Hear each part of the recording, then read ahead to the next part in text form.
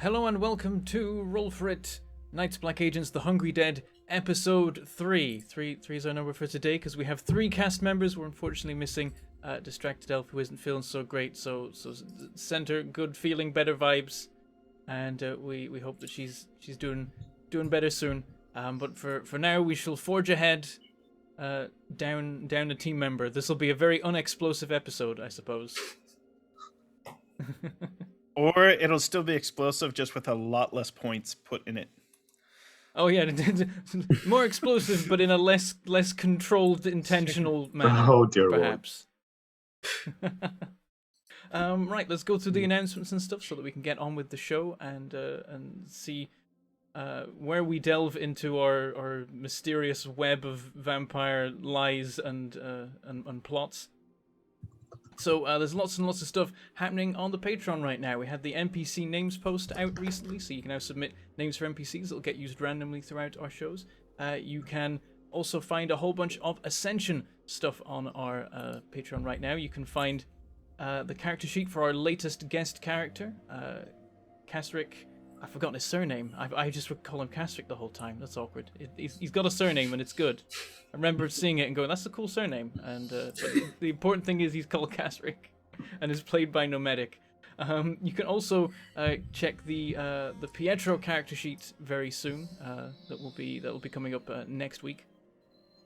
And also, those who are already in the Discord can check out a couple new rooms that have appeared in the secret chat section. And if Discord permissions will allow, you can post in there and participate in some particular shenanigans that require some audience roles based on the most recent episode of Ascension, which was a hell of an episode. Some things happened. I made some choices, and it's gone, it's gone good and bad, and by some people's opinions, all bad. But you can now. I'm not gonna spoil the specifics, but if you check out the episode and you check out those rooms, you can. Roll a couple dice to see just how bad the consequences of my actions are. So you can that's there right now, and probably for the next week, perhaps 2, there'll be shenanigans going on in there, led by our GM Enter Elysium. We're also sponsored by Roll20. We use Roll20 for all of our games because it's incredibly useful for all online TTRPG things. You can play pretty much any system out there. If someone who knows how to code the sheets has done it, then the sheets are there. And I think I'm yet to look in for sheets and not find them for any RPG weird and wacky that I wanted to play. And we've even managed to get sheets set up for brand new games that have been invented by Roll For It members. It's really simple to set up. You can just roll dice with friends. Super easy, very intuitive, super useful. We use it for literally everything because it's just the best. It's just the best. The sponsorship is recent, so you know that we mean it because we were using it anyway. And there's a whole bunch of macros and stuff. E has been going mad with those recently. We're getting to the point now where we just have to think about rolling dice and it will automatically do everything our character needs to do. I think that's his ultimate goal. So that's the announcements. Let's talk about how you can support us. We have a Patreon, and that's the main way that you can support us. Sponsorships are great and all, but ultimately the only way we're able to do all the cool stuff we do and have all the cool people on our shows that we do is thanks to our Patreon. There's a whole bunch of tiers there that give you a whole bunch of different rewards, including but not limited to MP3s of all our shows, after shows we record after every show, where we talk about what happens in the show. The last week's kind of turned into its own podcast about just about role playing in general. It was the whole thing. I can't I worry about letting the after shows run too long, but sometimes people just keep going, and I'm like, I can't. There's no good place to step in and ruin the fun here. I'm just gonna sit back. It was a particularly good one last week. You can also check out character sheets, of course, as mentioned, both of players, allies, and enemies. Other secret GM things as well can sometimes be dropped there. Sometimes you get maps and other secret things about enemies and evil plots and such. You can also sometimes vote in polls that will affect little things about how the game runs, like the recent events that have been happening to Pietro in Dungeons & Dragons Ascension have been thanks to a GM poll that people voted in there. And boy, they picked an option. They really picked an option. You can also submit names for NPCs, as mentioned before. You can watch the monthly recaps where the admins talk about the events of the previous month, and I forgot to include in the announcements that one is coming because we just recorded it earlier today, so you'll be able to check that out in the coming week. Also, if you're super crazy, you can support us at Legend or even Deity tier, at which point we start to run out of things that we can do, but you can support an episode a month if you're Legend. You can also take part in once monthly game gemmed by a member of the Roll For It cast, and if you're Deity, all we can think of is to give you a personal thank you video for being so incredibly awesome. As well as all previous rewards, it's an important thing to mention. We don't just give them only that. They get everything below as well.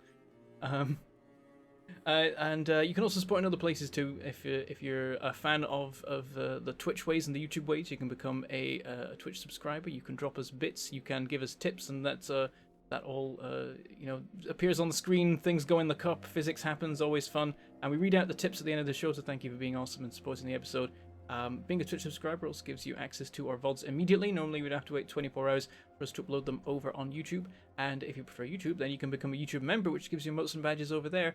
And being a YouTube member, Twitch subscriber, or Patreon supporter all give you access to our Discord, where you can hang out with us and other fans of the show, talk about all the things that you want to talk about. We got rooms for all the shows.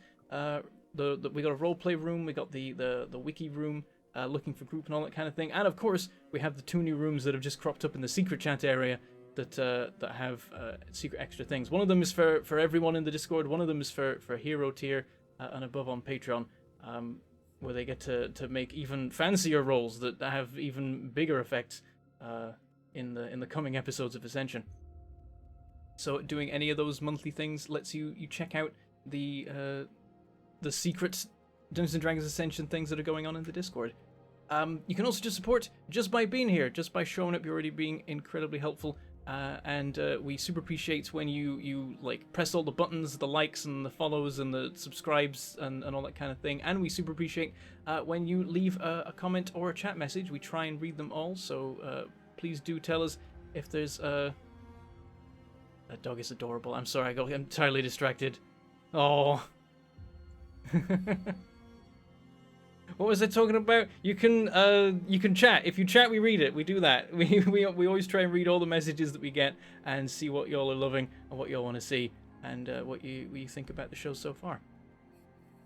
But without further ado, let us hand over to our GM, Wise Papa Grant, so I can retreat downstairs where it's cooler. Oh my god, I'm dying. Thank you so much for that. Introduction, Bentham. It's interesting. I think I've said it before on this. I have children, and when they found out my internet handle, they go, "Wise Papa Grant, you're not so wise." And I was like, "Oh, roasted." They're great kids, I assure you. So, as we get ready to dive deep into this, let's just go ahead as players introduce our characters again to the audience, and then we're gonna it's gonna be rapid fire from then on. So why don't we go with Werewolf Fields, then KP11 Studios, followed by Blythe Kayla 93. Hey. Hi, my name is Noor Kadir, but you can call me Werewolf. My pronouns are he, him, and I play Firoz Iman Zakaria, the SIS man, whose pronouns are also he, him. Last on The Hungry Dead, Firoz turned himself into bait and ran away from several vampires. That's really all you need to know. Gosh. It was a dramatic episode last week. It was. Kippy. Hello, I'm KP, also known as KP11 Studios, and I play Agent Sai Srinivas Atreya. He is a private eye detective, and I, in the last episode, helped blow things up. So that was my content, and I deliver a lot of pizzas. There you go. That's all you need to know as well. It's good to have a skill. As my father used to tell me, it's good to have a skill. Any skill. Yeah. Hey. And Blythe, who has a stream puppy joining us today. That is adorable. This is Chopper. He's more important than anything else right now, apparently. He wants to eat my fingers. Hi, everybody. I am Blythe, and I am playing Ashley Williams, who's a white woman with a podcast. And she Got to see a massive real-life vampire. That's a king of the dead. Oh, hello.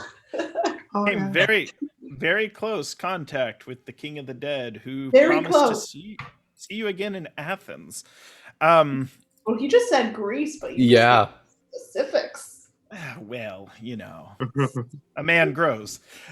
So the we'll just have to agree to disagree. No, the story begins this week, and to give a brief recap for last week. So our players are playing secret agents, and these agents have been traveling across the globe from Paris to Istanbul, and now are making their way towards Barcelona, and I'll tell you why specifically Barcelona, uncovering a vast global vampiric plot. Vampires are real. They hide in the shadows. They manipulate our world's governments, businesses, and other organizations. There are few who know of their actual existence, and our player characters, they know who they are, and they've been diving deeper and deeper into this vampire conspiracy. Last week they went to Istanbul because they found there were a group of monks performing rituals to create new Orphic vampires. I'm getting a little bit of noise coming through someone's microphone. Okay, there we go. Orphic vampires hide in the shadows. They feed off of humans in a non-traditional way. They usually slide into their shadows and become incorporeal and just eat a little bit at a time. Their appearance is normally ghastly and horrific. They are quite the unattractive sort. And they come out of Greek mythology. The monastery was essentially attempting to open a portal to the underworld where these vampires could be spawned. In order to sustain the vampires, they need a Philomelis, which is like a host that it can attach itself to. Our players have met several of these, both in Paris as well as in Turkey, where they have found individuals that vampires have been attacked to. They've collided with the vampires on multiple occasions, and they've had great success using fully automatic weapons and explosives, as well as dragging them into sunlight, often against their will. However, there was a computer system, a large database that was accessed by our player characters in the first session, and it was going to take some time to crack.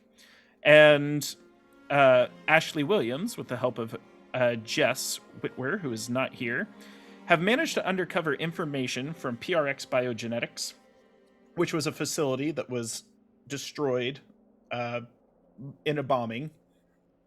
But they've managed to uncover information about this virus that was being developed and was going to be released into the world.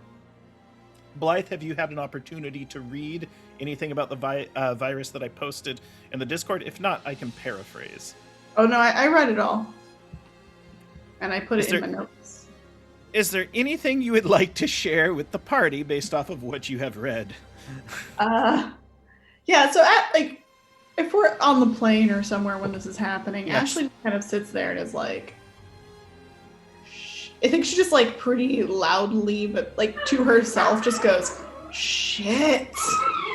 And then turns to everybody and is just like, so, I mean, I guess we could have probably like inferred that this is what they were doing at a biochemical plant, but they were engineering a virus with 100% fatality rate that can be activated through like vampiric means. So we need to go find it and completely destroy it so they can't unleash it. Holy shit. Yeah. So that's, I guess, what Morgaine was working on it, it seems. It seems the other guy, I don't know why they were looking to frame us, but it seems like they were looking to destroy it.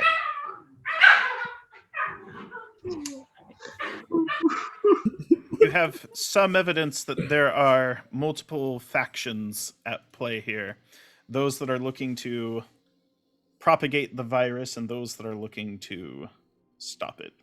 So you've managed to deduce that much. And because you met some individuals that were involved in the arson. There's the truck driver lady.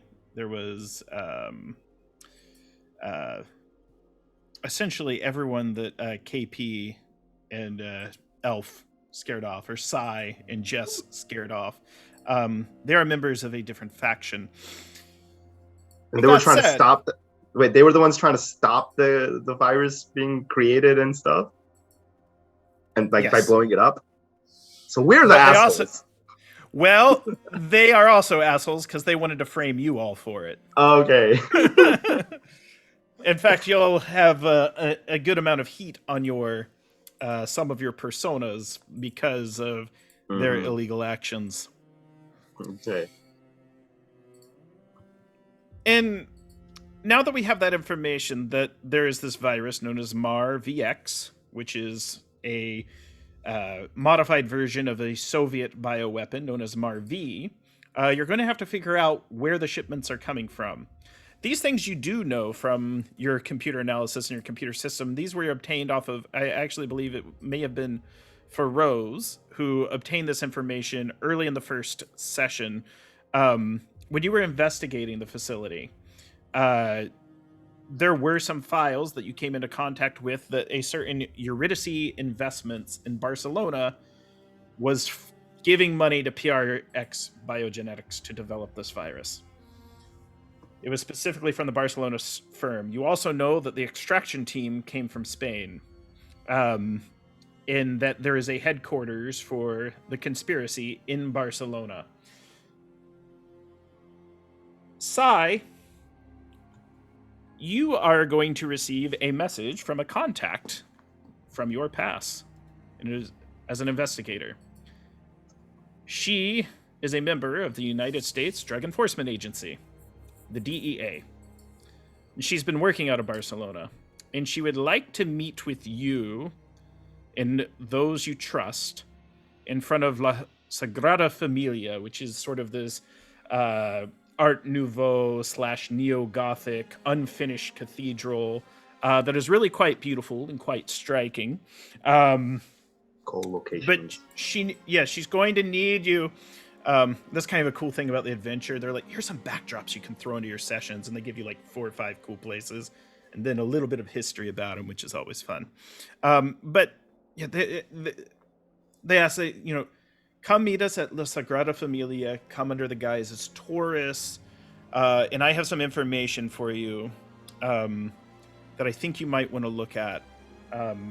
She found it out through examining high potential in person of interest, international drug trade targets, but she knows this might have more to do with a global vampire conspiracy. So, is there anything you'd like to do before you arrive in Barcelona?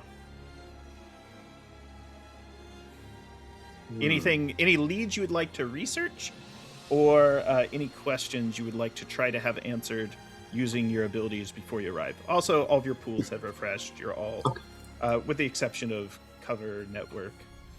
I think, and you also had 2 points you can use to upgrade investigative or general abilities. I think Ashley is going to do some research on the facility itself, so that she can start preparing for the whatever they might have to deal with or at least start researching how to get in and steal shit. Okay, so here's what you do pick up. So Eurydice Investments doesn't seem to have a central office. So it's a headquarters, but in order to save on rent, they just pick different Vista points or fun points to meet. For example, say you were a business and you wanted to reduce overhead of having an office. You can have the same conversations in a bar or a restaurant. So while there are members of the conspiracy located in Barcelona, they don't have a postal address that you could go to.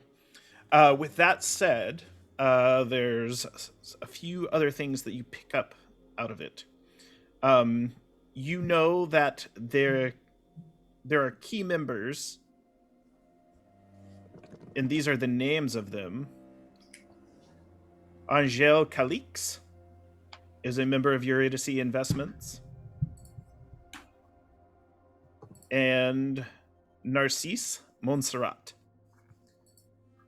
Those are the two major executive members of the Eurydice Investments within the Barcelona establishment. So they sound French. Is something I'm noticing. They don't sound like they're Spaniard. Does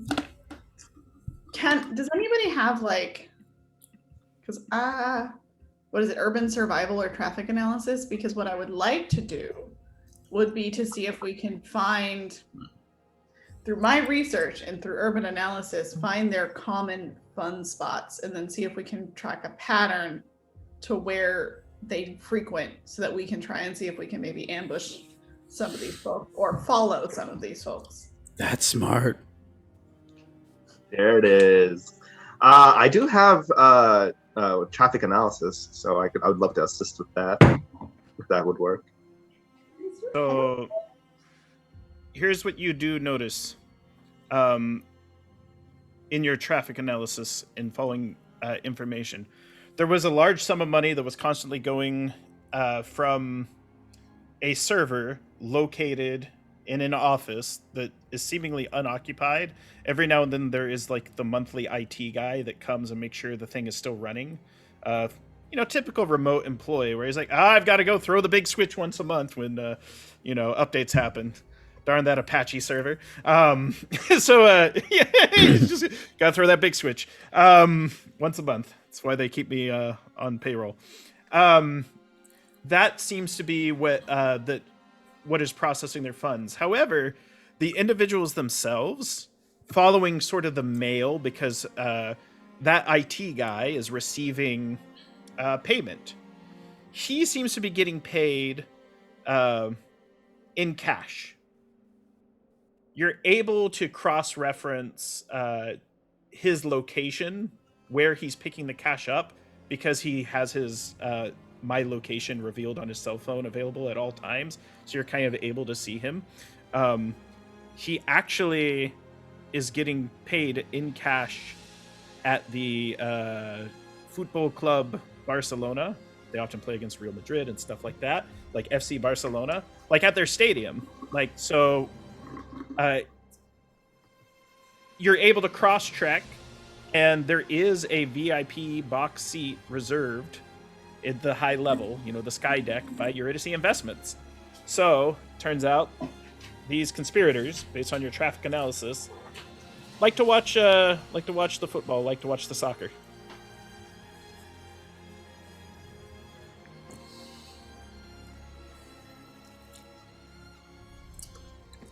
Yeah. Okay, so we found that they like to go to this. They have a VIP box seat. Mm-hmm. And does he only accept his cash payments there? Wow, these people are not very smart. Like, break up where you drop your cash, man. I mean, that would be the smart thing to do, but is it the fun thing to do?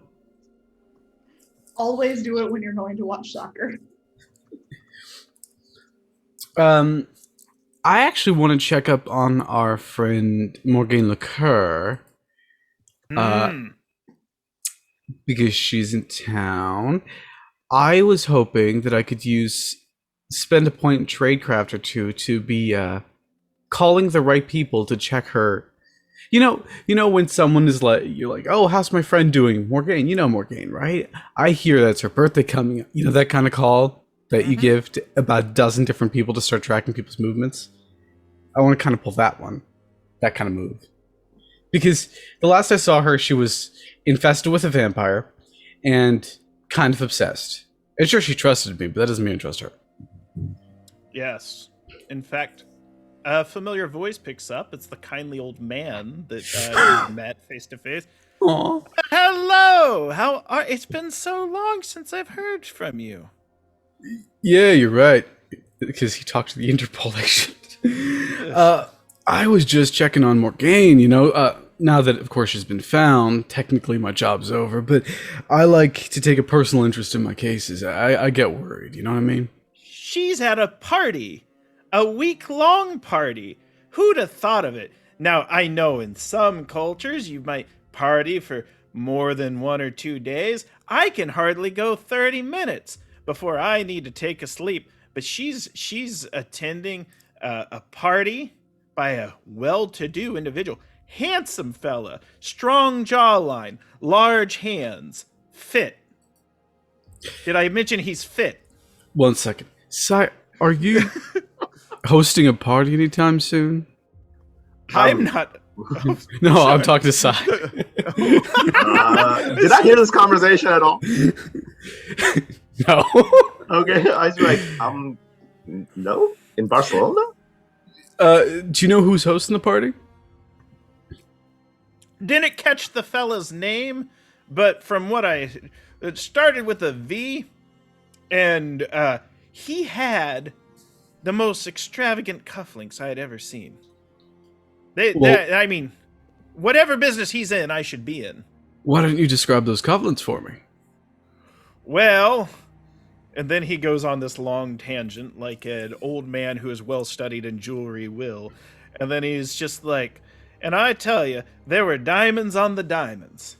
I like how I kind of turn him. Everyone becomes Foghorn Leghorn, the chicken rooster, to me eventually. Well, I said he had diamonds on his diamonds. So he goes from Michael Caine to Earthworm Jim. So it's like Spending a point in high society. Where's that party? Come on, Grant. So here's what you know.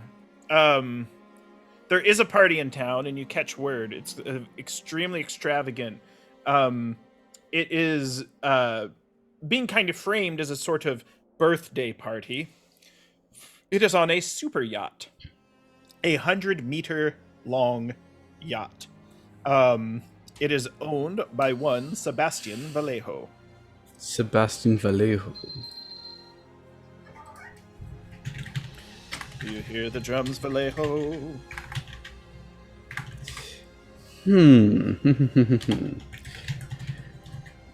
I'm just taking notes because that's the kind of player I am.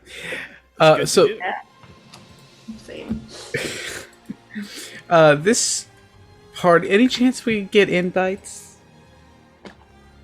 Be awfully hard. You would need to come up with covers with Would I hack their system and put our names on a list? The key is what names would you like to put down? Your current names might have you flagged as international criminals. That's fair, but who's good at that part? You're all good at it. You should all have cover points. And you might get some... There's ways you can get assistance. You do have a contact that messaged Sai. No. Also, I'm pretty good. I could forge us some new identities. So that everything is a bit more rock solid, untouchable, as it were. And I should come up with a rich boy cover. Ooh. These are always the fun episodes. Wait till you get to go to the Bolshoi Opera or Ballet Theater. I'm going to spend 3 points in cover. Come back to that. Anyway, so yeah, fancy party. We're likely going to get invites. We'll work on that later. Obviously, I'll use forgery again to make sure whatever identities we do have, they're rock solid. Because, now all of us have credit cards and Netflix passwords. Yes. Yeah. Congratulations. All of you are signed up for a free trial at the gym. No! It was free. Not even any gym. It's not even any gym. It's the Planet Fitness. No. It's just some dude named Jim. You're signed up for 30 days free. He'll hang out. You can go to a movie. Honestly, wow. Honestly, hey man, if it's okay, a good friend. Yeah, I'll take free trial for a Yeah. How did you get this date? Signed up for the free trial. So Just signed up for a free trial to try it out. Just see what would happen. 30 days, and the money I paid for it will apparently come back. I'm assuming that means that all the dinner I paid for is going to get paid back, but I'm not 100% sure. There's one more thing I'd like to check, actually. And I don't know if this is history I need to be spending or vampirology. But SIS man Feroz, unbeknownst to the other people in this group, has secretly been has been a part of, like, finding out who vampires are. Which means that we may know more about the conspiracy because the SIS knows more about the conspiracy here. And I'd like to spend a point to kind of uncover how long this dedicated conspiracy faction has been the group, how many factions there may be, what historical events they might be responsible for, that kind of thing. Just to see how bad they are, you know what I mean? 1 to 7. How bad? So, Well, here's what you do know. Blythe, do you have something you were going to add? oh no, I was just gonna be like, well, they created a virus that has 100% fatality rate, so 99%. To be fair, one person always lived. Sure, he died later of a completely unexplained overdose. But you know what? Old age, dagnabbit. It was either that or, syphilis. One person lived. Who would go around creating a Miraculous virus? circumstances. So here's what you do know.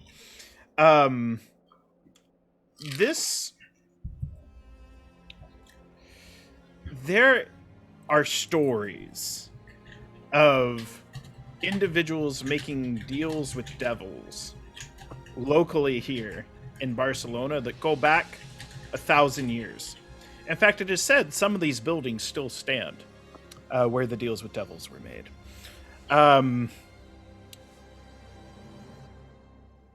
There's a good chance that the vampires have been here for some time under various guises over the centuries. With that said, here's what you realize. There are at least 4 groups of the conspiracy. There is the loyalists. They're loyal to the vampiric cause. They believe that they must continue their way of life in order to exist for thousands of more years. And as long as they all stay in line, everything will be okay. The second faction is the fanatics. They don't just believe in the old ways. They believe in a new gospel, if you will, a new way that is being put forward by their vampiric leadership. They are pushing things to an extreme, a dangerous extreme, the evidence of which you saw in Istanbul and in the data records that were recovered from PRX Biogenetics. The third faction is a dissident faction. They're the dissenters. They don't agree with the loyalists or the fanatics, and they think a radical change needs to come for the good of not just the vampires, but the broader world.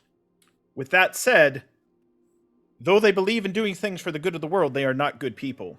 They still commit horrible crimes, which is why they try to frame you for arson and get you labeled as international terrorists. To be fair, you have blown up a building or two in your day, or at least Jess has. Shout out to Jess. Jess is miss. Then the fourth faction are the clueless. They have no idea what exactly is going on. They're loyal to vampires, because they always have been, but they call vampires by many different names. So, those are the 4 factions you've been able to pick up on. Most of the faction here you've picked up on are, in fact, loyalist. But there might be some dissenters among them. You have to find them. You have a few names to go on that was recovered through Ashley's interception of the data from Eurydice Investments.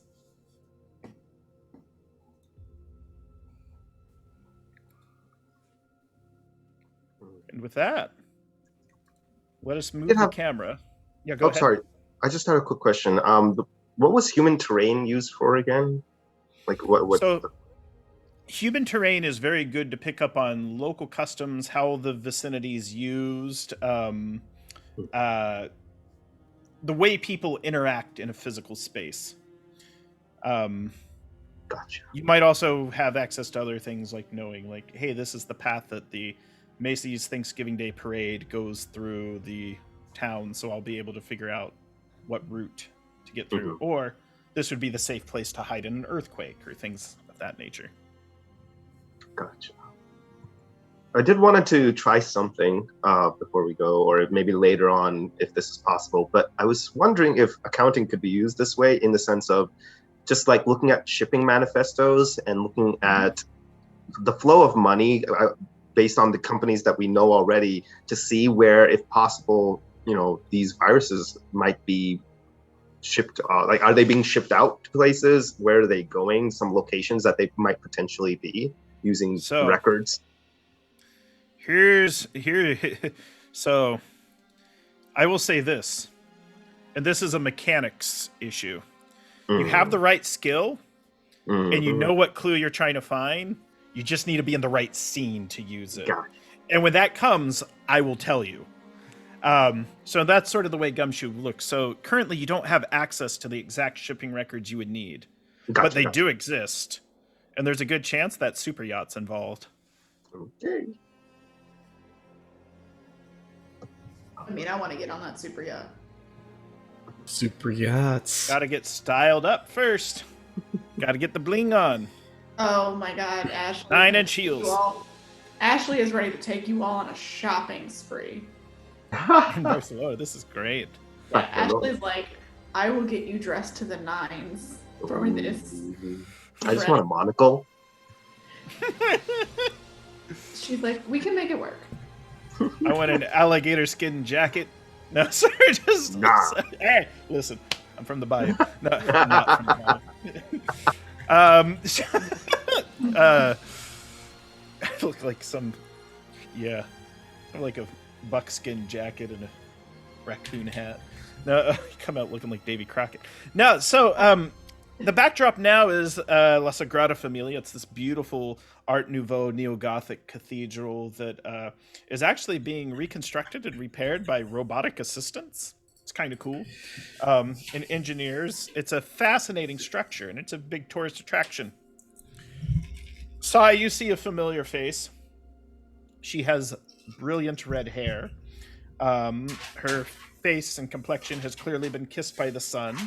And she stands very much out of sorts with an American posture, U.S. citizen that is, most likely from Sweet Home, Alabama. And she's standing outside a food truck, acquiring some good eats while she waits for you all to arrive. What would you do, and how would you like to introduce yourself? Her name is Agent Agatha, or Aggie Winston. For a second, when you said her name is Agent, I was like, that's her first name? Okay, cool. Dedicated to your job. No, I got it.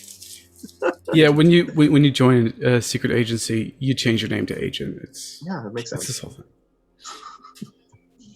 Demonstrate your commitment to Queen and Country by changing your name to Agent.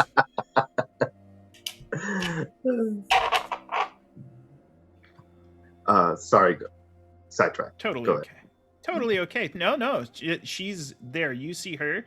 She has not picked up on you yet, but she is currently, just picking up some touristy food. She acquires it and then sits down on a bench while she chows. And right about that point, she sees you, Sai, and she beckons you to come over.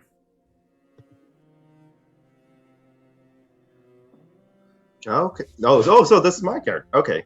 Yes. So I approached person.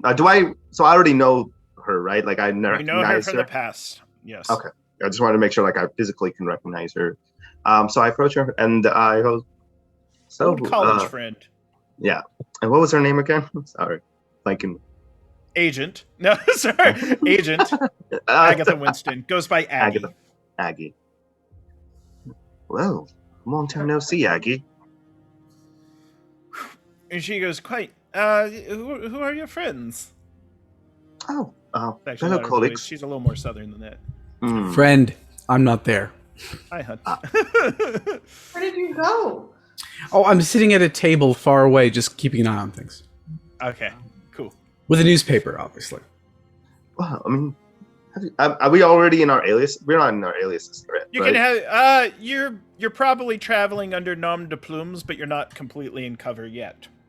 Right. So I just want to make sure. So what's the alias that you're going with, Blight, right now? Do you have an alias? If you need a name out of thin air, just pull one from the Golden Girls. You are Dorothy Spornak. Sure. Dorothy. If I was a Golden Girl, I'd be Dorothy. Mm. Well, this is my friend. Well, I don't actually know Golden Girls very well, but I've been told. So I know. This is my friend Dorothy here. She's here to assist in the investigation and perhaps, figure something out. You told me to meet me here. What's up? What's going on?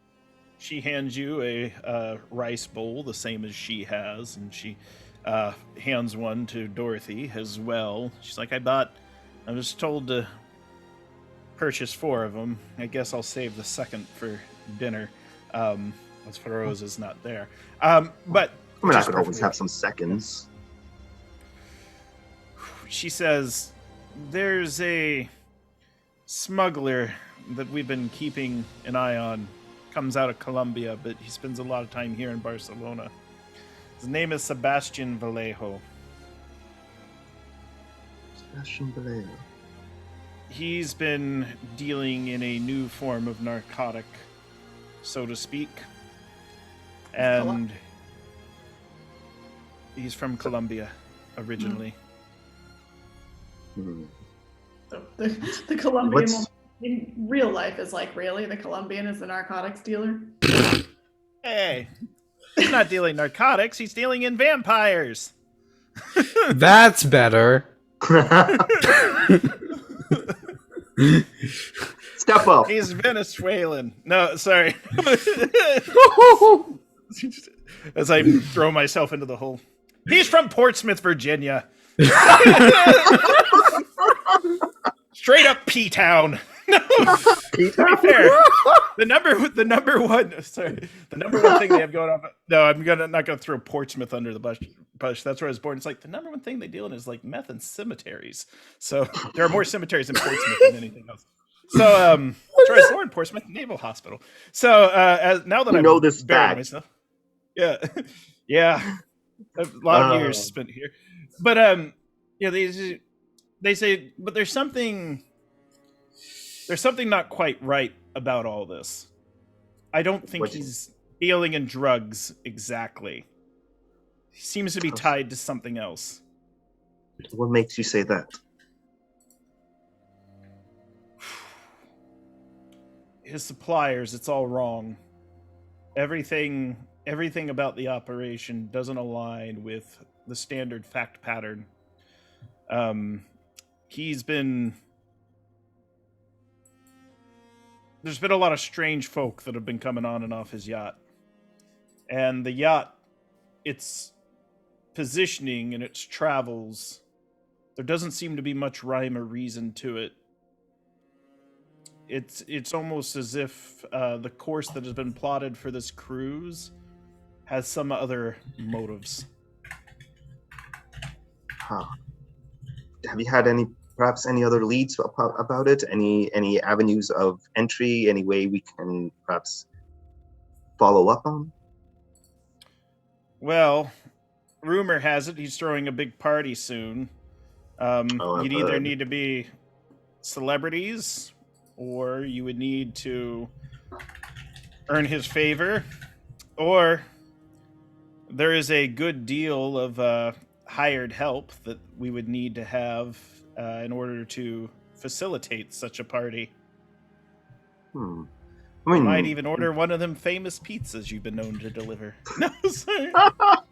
Doesn't say that. Nope. It's canon now. There it is. It's a pizza party on the super yacht. Everyone dresses like a slice of pizza. We're not dressing not to the my nines. We're going to dress with 9 toppings. Sorry, I've gone too far. Not my usual clientele, but if you need me to whip up a pizza, I can make a damn good one. I don't remember. Pizza party on a super yacht now. Honestly, that sounds like a grand time. I'm here for it. These lunchtime like, streams. As far as a celebrity, I mean, and then he kind of just side eyes Ashley and goes, "We do know I think know a pretty decent celebrity, well known.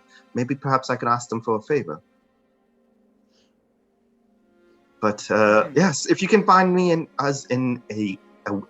some way, or perhaps a method of contacting one of these companies or methods to get in, I'm sure we can find something, or I'm sure we can figure something out on our own. But if there's any way you could help us out, that'd be wonderful. She says, "Well, what I can do is I can give you, I can let you know where lesser members of his organization have been known to hang out. They might have more information.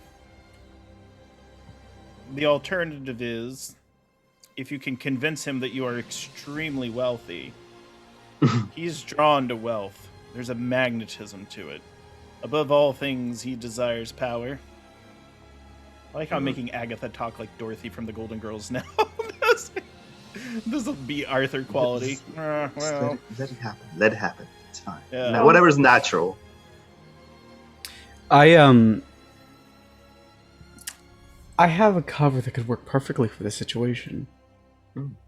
I think I call Sai on the phone, because I've been listening in this entire time. Of course I have, right? That's how agents work. I imagine you just have this bug that you threw back to the bench. You're listening. Or you have a bug on Sai. A wire. That's the one! Am I aware of that bug? Oh, sweetheart, no. Fair enough. Why would I ever let you know? In his sleep, you wired him. Gaffer tape. I'm so itchy. I went into each and every single one of Sai's shirts and replaced a single button with a microphone. I feel I'm just honored. imagining of the stereo disparity of what happens when you have misaligned microphones. Where it's like, because sorry, this is the fun fact for the audience. So I have 3 film degrees, and sound travels at the speed of sound, which means it's going to hit all the microphones at a slightly different time, which means there will be all these recordings that are just slightly off.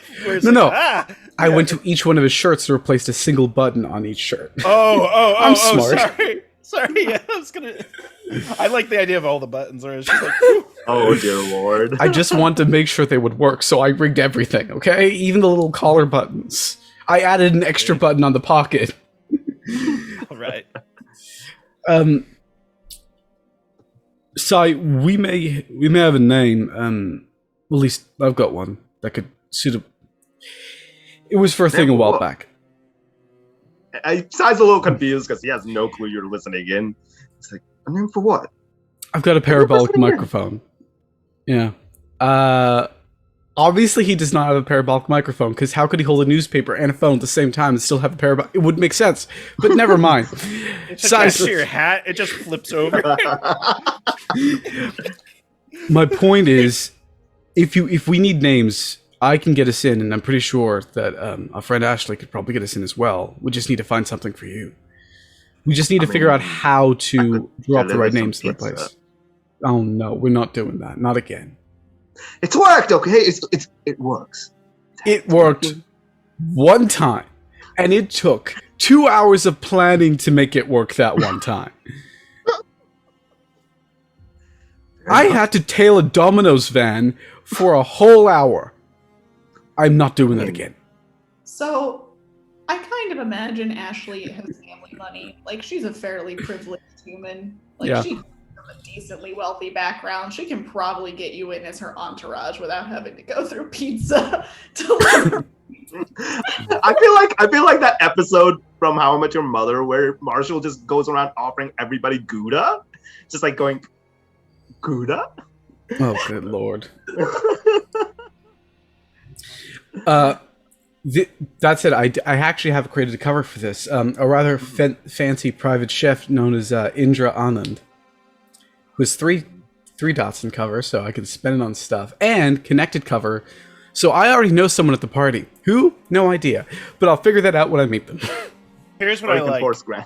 This cover had 2 seasons on the Food Network. Like, this cover had its own show. Oh, yeah.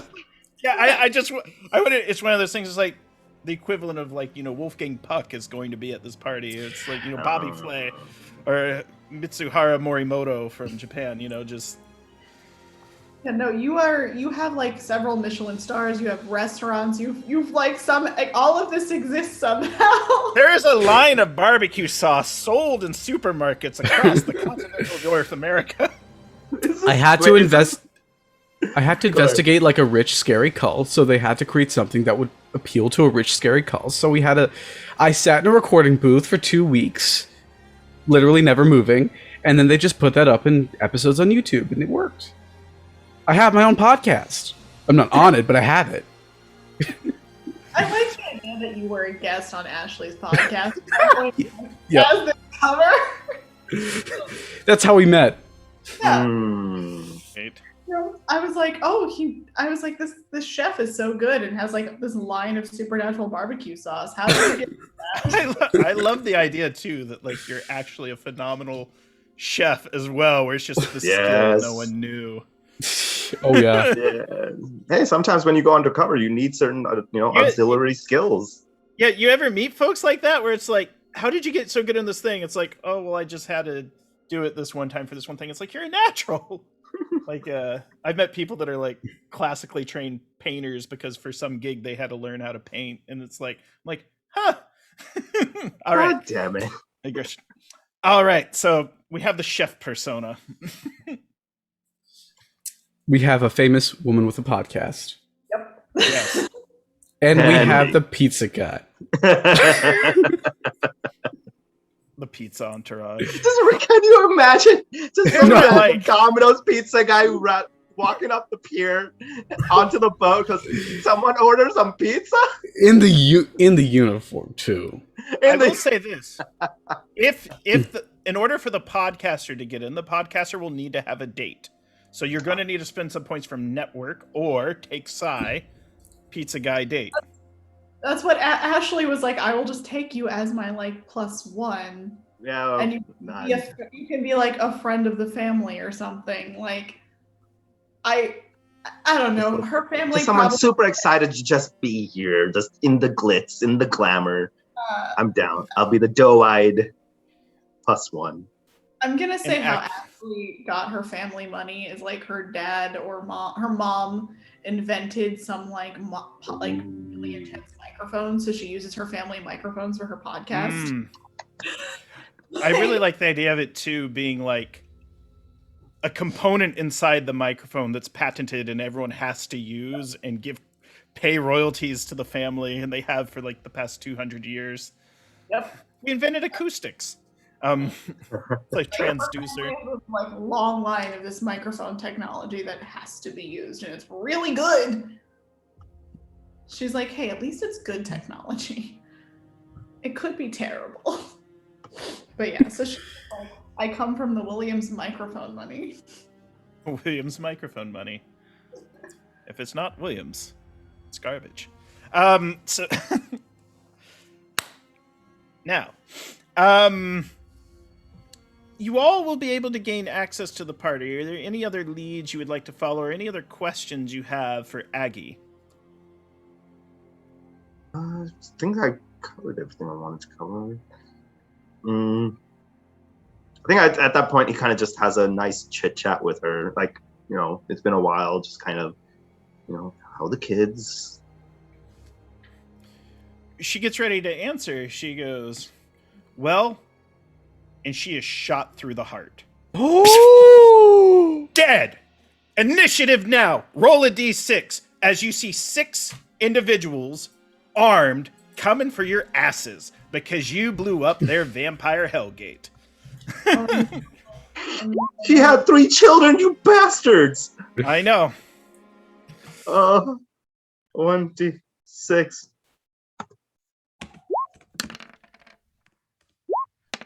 I got a 3. Oh, damn, nice. Okay. So, Ashley, you're going to get a go, and then the 4 Myrmidon security guards are going to go.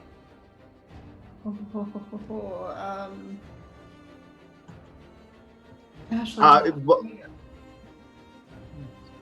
So Ashley is going to grab Sai and basically like force both of us to take cover, and then kind of look for an exit, like get the hell out of here because she can't fight. She's not going to try and fight security guards. Okay. Make an athletics check, and if you want, you can do this as a piggyback roll. It's athletics to get clear out of there. And then next round, it'll essentially be like a conceal to hide yourselves, to try to lose them or get lost in the crowd or something like that. But they are coming for you.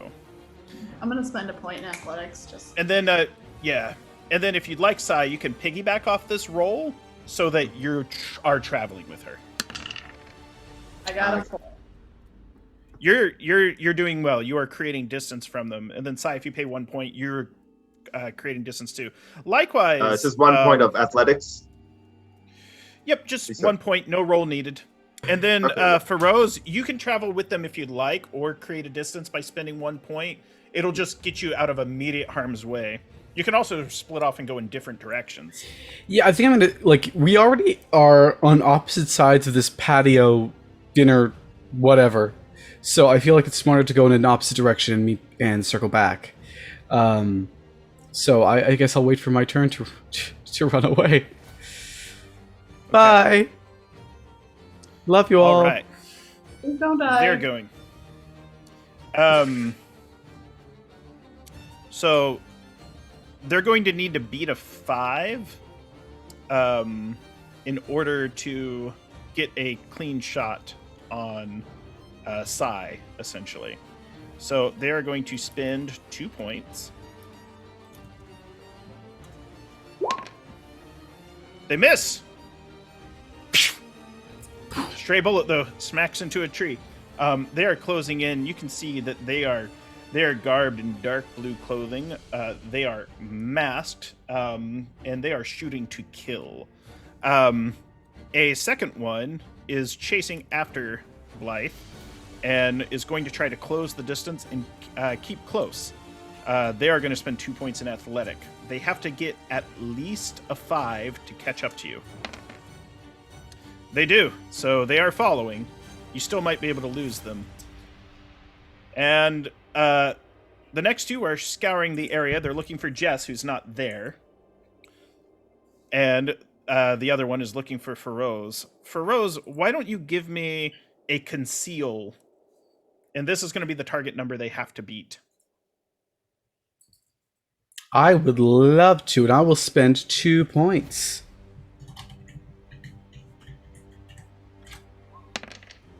Three! Great job. Perfect time to not roll well. We will see if they can find you. So, what do they got? So, they are going to spend 2 points in surveillance, and they have to beat a 3. They're going Which to means beat it'll automatically... they have to... Well, they can meet a 3, but they're going to have to beat it. One. Nope. No! They have found you. And there's 2 of them now, and 2 of them are like, over there! But they're going to have to wait until it's their turn to get you. Sai, it's your turn. Or who's higher, Sai or Feroz? You can ping pong in initiative. I think to go next? I don't mind. Wait, are do we re-roll initiative each time, or are we already on? No. You're gonna go. You essentially you piggybacked.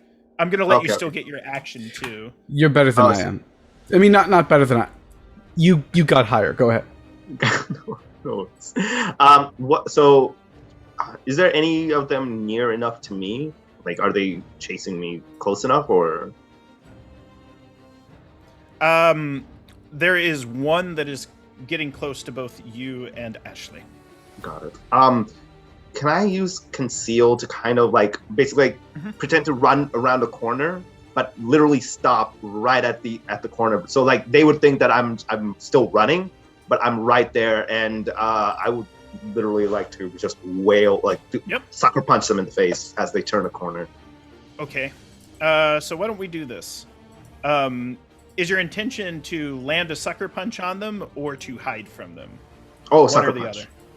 Okay. Sucker punch. So this will be hand to hand. What we're going to say is dramatically, cinematically, Sai and Ashley run, turn the corner, stop.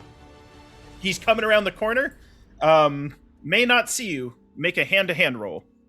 Let me know. Cool. And the difficulty to this is 4. Okay.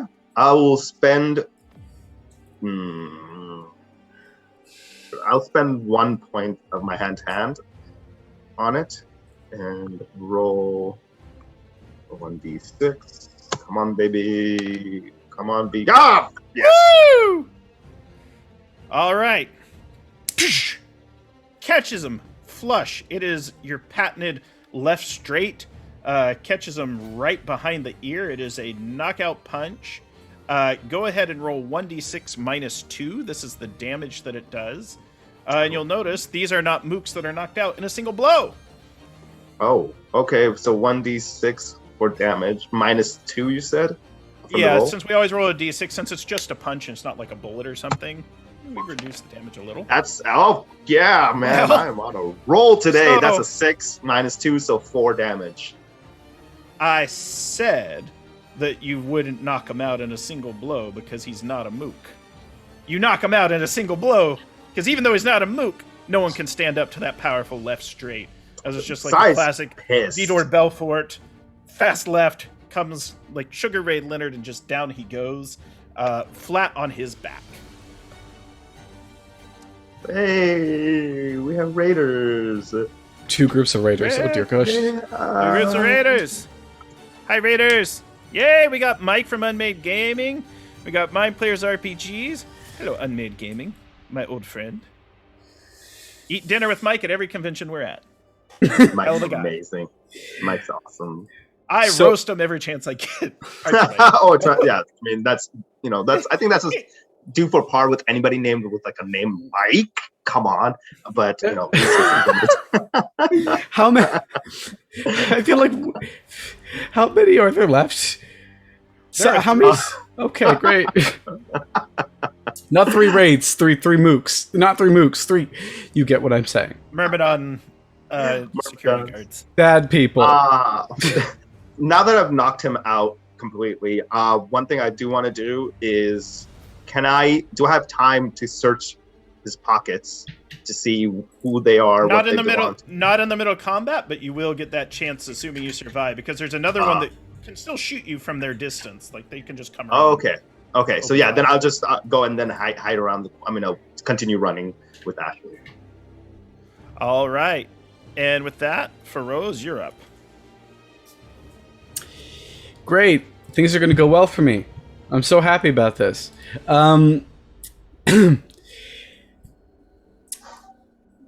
So this is a point where I have to spend roll with general abilities. I can't just use an interpersonal ability to get out of this, I'm assuming. I can't just spend streetwise and disappear into the streets. I will say what Streetwise will do is it'll give you +3 to your ability to slip away from them.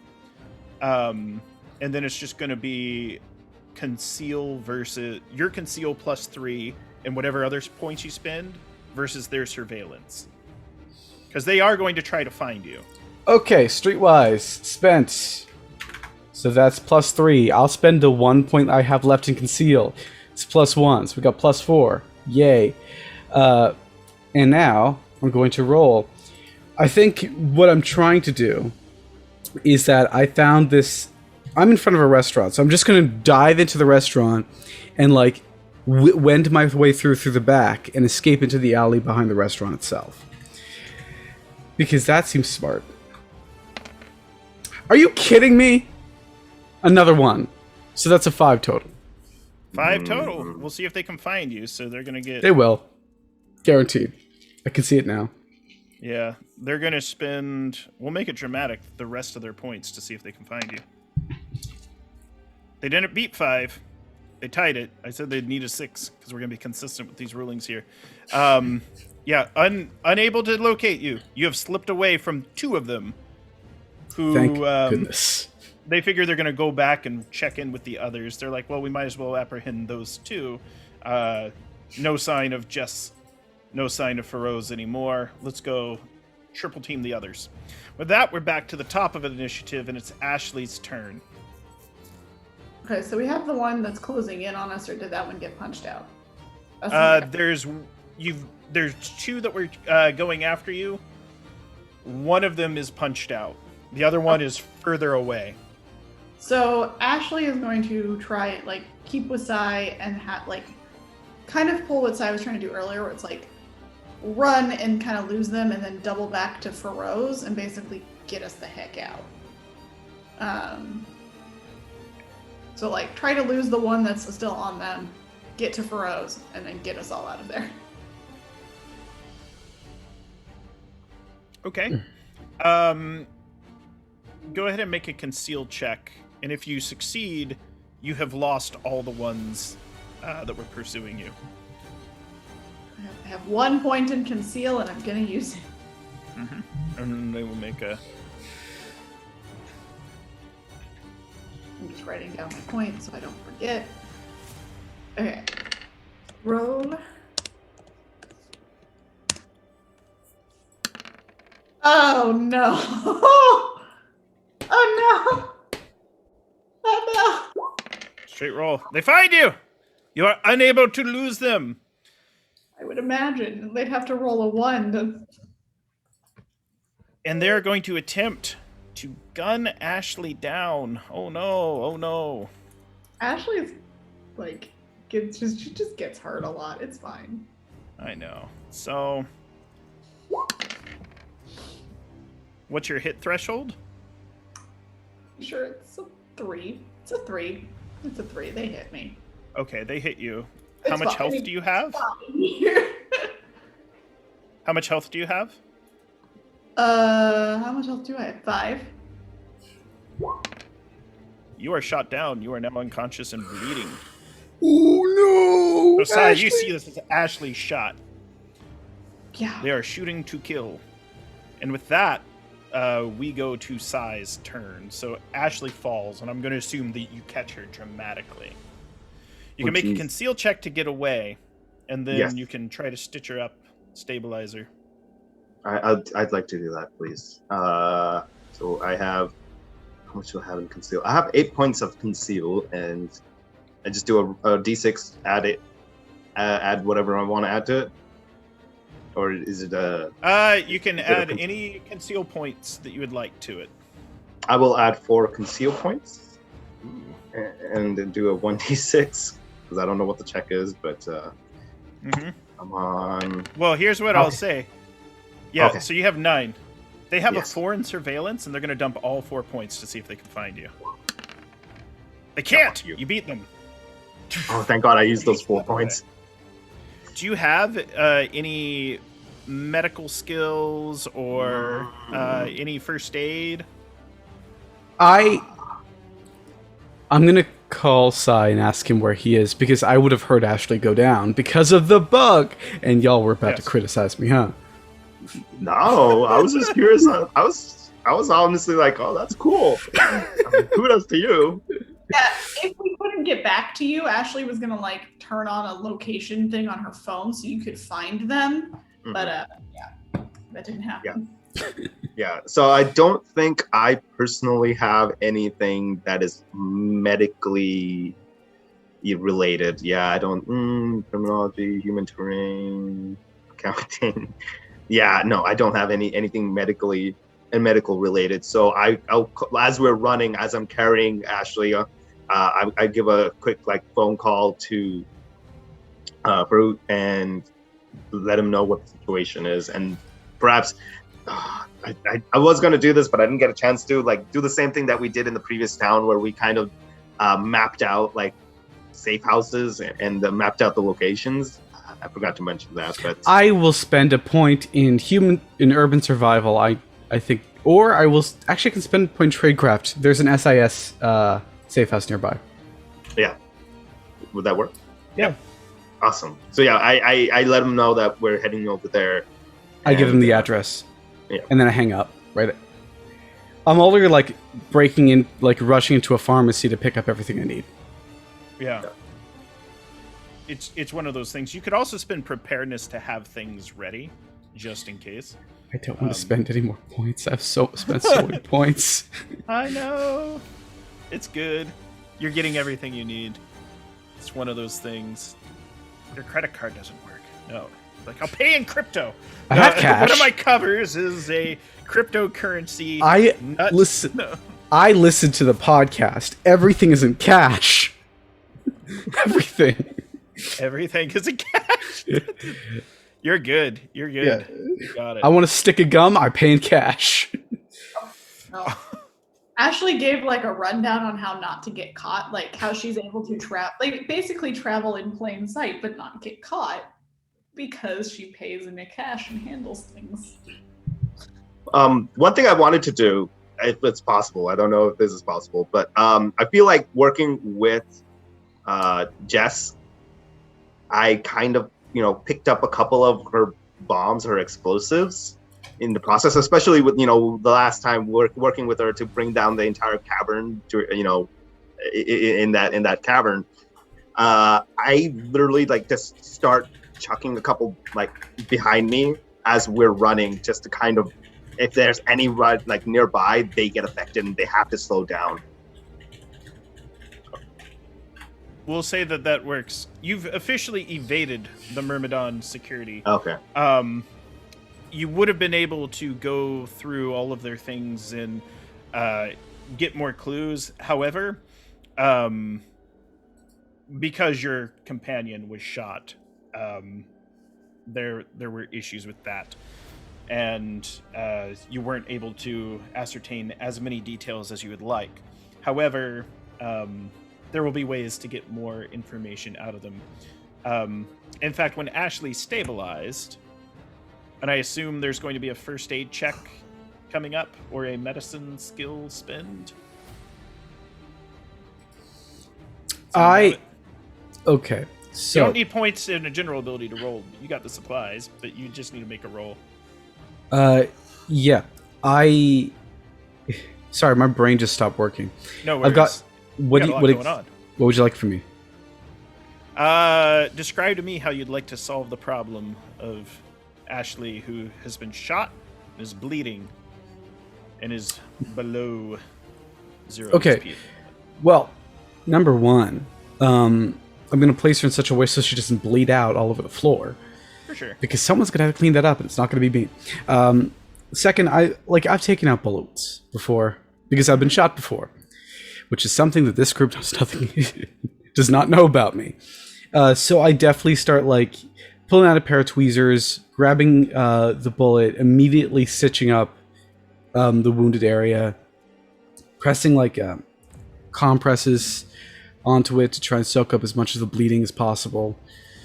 And I have with me some medication to help wake her up and keep her a bit more up and at 'em, even though she has a bullet wound, including some blood thinners once the wound heals, so she can start replenishing quickly.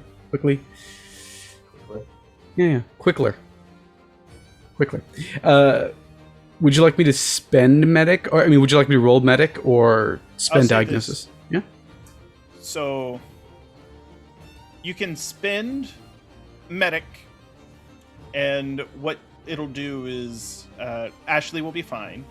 Ashley, you are, for the sake of the session, wounded, which means simply -1 to athletics and other physical abilities. But you're still fine with disguising. Your investigative abilities still work the same. You don't feel so great, and you're very sore. But you're perfect. Other than that, you'll heal perfectly fine.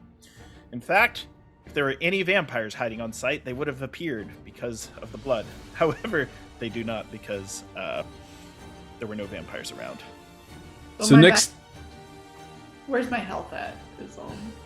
Oh, you will be at 1 point, and then roll a d6, and you'll recover that many points overall.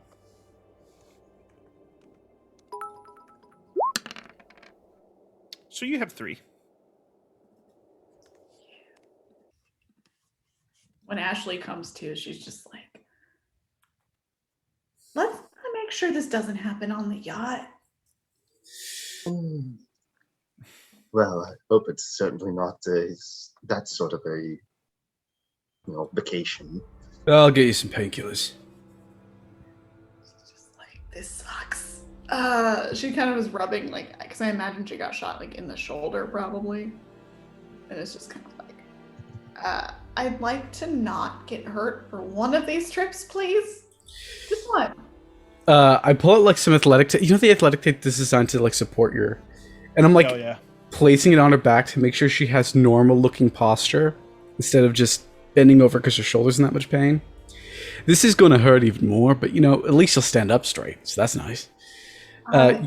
You might, you might not want to wear anything with an open back. Mine. We have to go shopping. She's just trying to have a good attitude about getting shot. Trying real hard. As a reward, well, at least you have some more. I was going to say, at least you have some more stories to tell on your podcast. I don't think I'll be saying I got shot in Barcelona.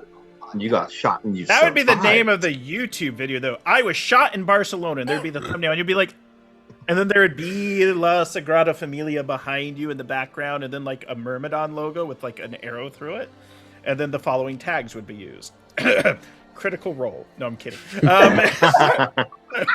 Let's SEO. Hey, SEO jokes. I got them. I will say this, that in the months to come, whatever dress you do wear at the super party on the super yacht, it will influence the styles in and around Barcelona for years to come. She is so ready. She's like so ready to take y'all shopping. She's like, I survived. You owe me letting me dress you. How do you dress them? For the party? For the party, because that'll be the next stop. Oh, unless you want to go to the football club. Well, we do want to go to the football club because that's where they get paid, and we should have tried to stock what they're doing too, and stock one of their meetings. But for the party, no, she makes y'all look great. It's not too over the top, it's like that kind of, it's nice and cash, but like expensive looking. So you have like a nice Keanu Reeves look. No, it's the like vacation look that everyone has when they go to Spain, basically, where it's like that nice white shirt that's kind of like loosely fitted but still fitted, good nice pair of pants. Like it's great. She makes you look amazing. And she picks a dress that is like a bodycon, nice and fitted, doesn't have an open back, which she's very sad about because she likes open back dresses. But she makes y'all look great. Don't worry about it. And So, for her, it's like black with like an accent shoe. So I want all of you to roll 1d10 and add. Blythe, roll a d6 for me, and then I want. Then I want for Rose and Sai to roll d10s. D10s? Yes. And you get to add 3 to it. 9.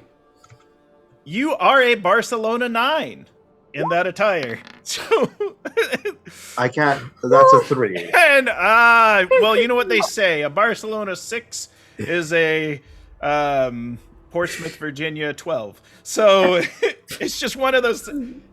Sorry, no. I always like to do the D10. Anytime anyone goes, "How hot's the NPC?" I'm like, "Roll a D10." I'm not that hot. No, y'all look great. No, I'm y'all are kidding. 10s. Y'all are 10s. We know. Sai, Nope. it's not about how hot you look. It's about how confident you carry yourself. Oh, 100%. Honestly, that is absolutely where all that comes from. You better believe. I'm hotter than your Uh. girl, and I'll steal your boyfriend, as the song goes. Fuck yeah. That's my favorite lyric. Hotter than your girl, and I'll steal your boyfriend. All right. So, yeah, y'all look great. You can gain access to the super party. Some time goes, the super party will say was in 3 days. It gave you time to get your wardrobes aligned, to learn a little bit more about Barcelona, to learn a little bit more about who all is going to be there. And you know, Morgane Liqueur supposedly is going to be there. That is what was told. And there you see it. There is a 100-meter long, sleek, over the top super yacht. The Assassino, I believe it's called. But it is just glorious. And it is truly a wonder to behold. And there are many different people who are on the yacht having a very good time. There's the nicest food, there's free drinks. There are, at least depending on where you're at in the yacht, like 3 of the world's leading electronic dance music personas. You know, they have their iPod plugged into these speaker systems, and they're like, this is my mix for the super party. Because they're also going around eating and drinking too. No disrespect to the DJs out there, but if you're at a super party, you might try a little less because it's going to be a good time. It's a wonder to behold. What do? You are now in the super yacht. What do you want to figure out and ascertain? Ashley grabs everybody 1 drink to hold. You don't have to actually drink it, but you have to look like you're drinking. So she gives everybody like a drink and hands them out. And she's like, it'll make everybody think you're normal. I've been to these things. Sniffs it and then takes a little sip. Sai's never been to anything fancy like this. He's not. This is all brand new to him. And the alcohol you're having is probably like, I'm gonna guess it's like an $800 bottle of nonsense with like gold flecks. Do you say this out loud? Oh, she doesn't say that super loudly, but she's like, I mean, like, I can, yeah. Yeah, she's like, oh yeah, that's like that's like $800, and they put actual gold flecks in it. Like, you just literally see at that moment, Psycho, like almost like spit take it out because he's just not expecting it. Indra is gonna just grab Sai. For God's sake, man, please just stand up tall and pretend like you know what you're doing. I do know what I'm doing. I'm drinking $800 of drink. No, I know what I am definitely doing. You do this every day of the week. In fact, you have this. What is this, champagne for breakfast? It's Breakfast.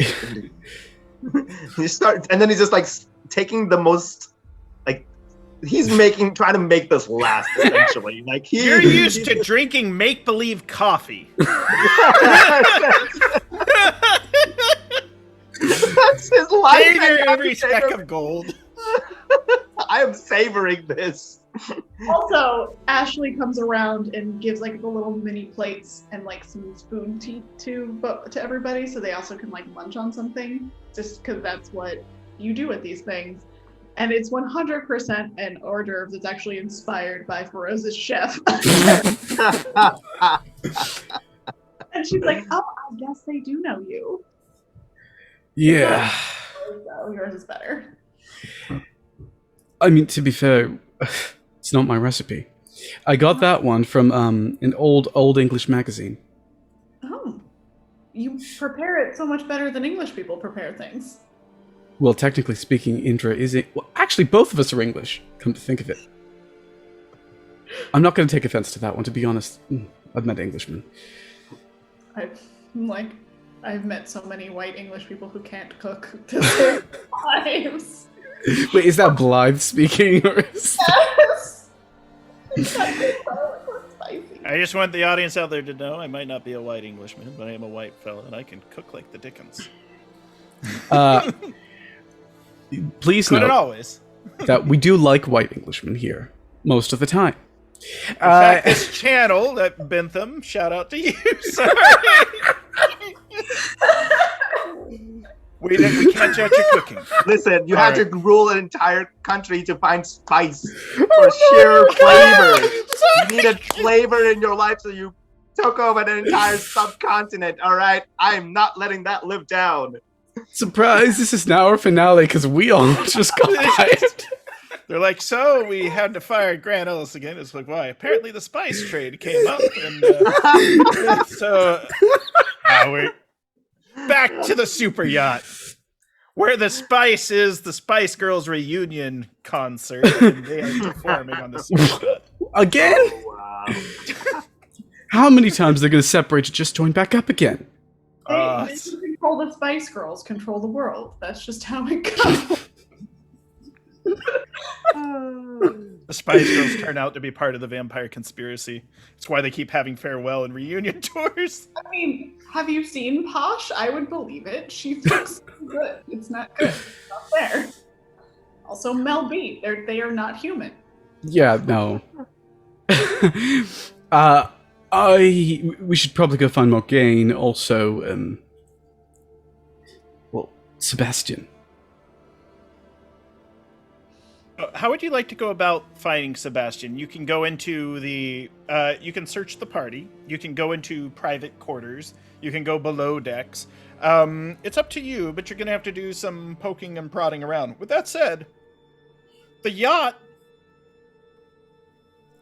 well, it belongs to Sebastian, and it's, I mean, there's a week-long party going on. He is very clearly celebrating some big to-do. You can try to get information about what exactly is being celebrated. You can try to learn more about the inner workings of the vessel.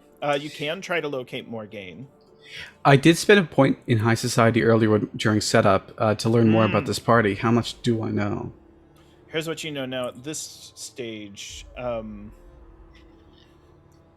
The living quarters are viewed as very odd by everyone who is on this party. They're like, they're like, listen, we don't kink shame here. There's no windows, are there? There's no windows, but there's leather straps on the beds. There's catheters in the rooms. There's feeding tubes coming into the living quarters. And it is said that there are pale figures that seem lifeless when you speak to them. They speak with no emotion and as if there is no party going on at all. And most of the guest quarters are populated with these individuals whose shadows move in mysterious ways. I mean, Ashley is totally gonna play the sipping. Like, she's gonna pretend to be a drunk girl who got lost and start investigating. What ability would you like to use? And I'll tell you what you find out. Let me see. What's a good I'm pretending to be drunk? What is happening? Sorry. My mom's work phone is going off behind me.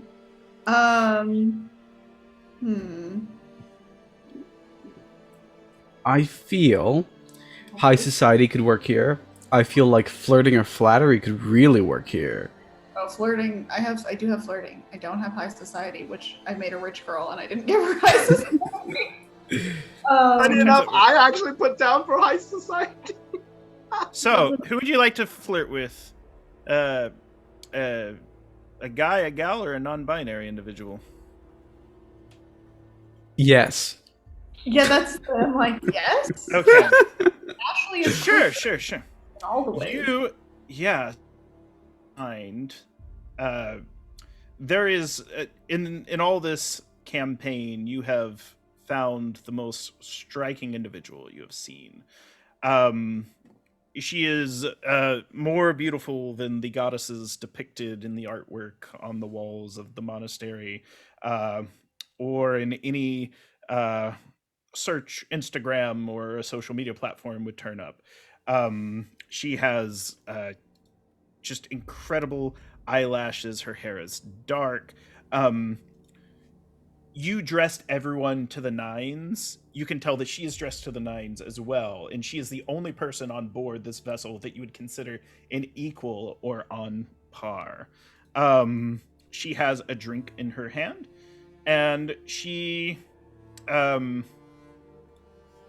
seems a bit bored by the proceedings, almost as if the party is a front for something else that is going on. You find her, you catch her eye as well. Oh yeah, Ashley is totally gonna. She's gonna walk up and she's got her champagne in her hand and like her little hors d'oeuvres, and she takes a sip and she's like, "Ugh. So how many of these have you been to? Like, I just feel like they happen all the time." And she's like, she goes, it's not very special when it's a weekly occurrence. And she goes, she sighs, she goes, have you talked to Sebastian yet? I haven't yet. Like I come to this thing. I come with my wonderful chef friend, and we haven't even seen him. And usually, the host makes an effort to talk to the guest, and I just feel like Sebastian is slacking. It's only courteous that Sebastian comes out and greets people. So describe how you flirt with her, because that's going to get you some information. Yeah. So it starts with that, just like talking about how they do this way too much and it's too boring because it's not special anymore. But she's like, but like, someone like yourself, I feel like you have to know where the more interesting stuff happens. Kind of looks her up and down and takes a sip again. It's kind of one of those things you can tell, even though she's holding herself. It's one of those things where she's learned to control herself and her emotions to not blush when complimented, but you see the blush. It's one of those things. And she sort of leads you down a corridor, and she sort of stops. You notice it's dark where you're at, and she speaks a word in Greek. Do you happen to speak Greek? I do not. All right. You feel, when she says the word, your heart feels a touch calmer. This is a familiar feeling. You've been bit by a vampire before, and there is probably a vampire nearby, and she just told it to not go after you. She said, I've been trying to convince Sebastian that he should not become one of us. She's convinced you're a vampire. Or rather, a member of the conspiracy. She thinks you probably have a shadow host as well. And she's like, if he joins them, he will join on the loyal side. Not the side we represent. She assumes you're a dissenter like she is. She's here trying to convince Sebastian Vallejo. She starts to spill it out. She goes, we're about a day away from his initiation ritual, and we've got to get to him and prevent him from joining. He has way too many resources. The conspiracy will become too powerful with one such as him involved. Is there any way to convince him that we can't let him do that? We can't let him go through with it. We know what will happen if he does. Yeah, she explained. She goes, within the bowels of this vessel, he is carrying at least 100 Philomeles, essentially the hosts. Those are the people, that's what they've seen, the pale, lifeless people that seem that. They picked them up in Istanbul, which you all went to. What you don't realize is this yacht had been there before you.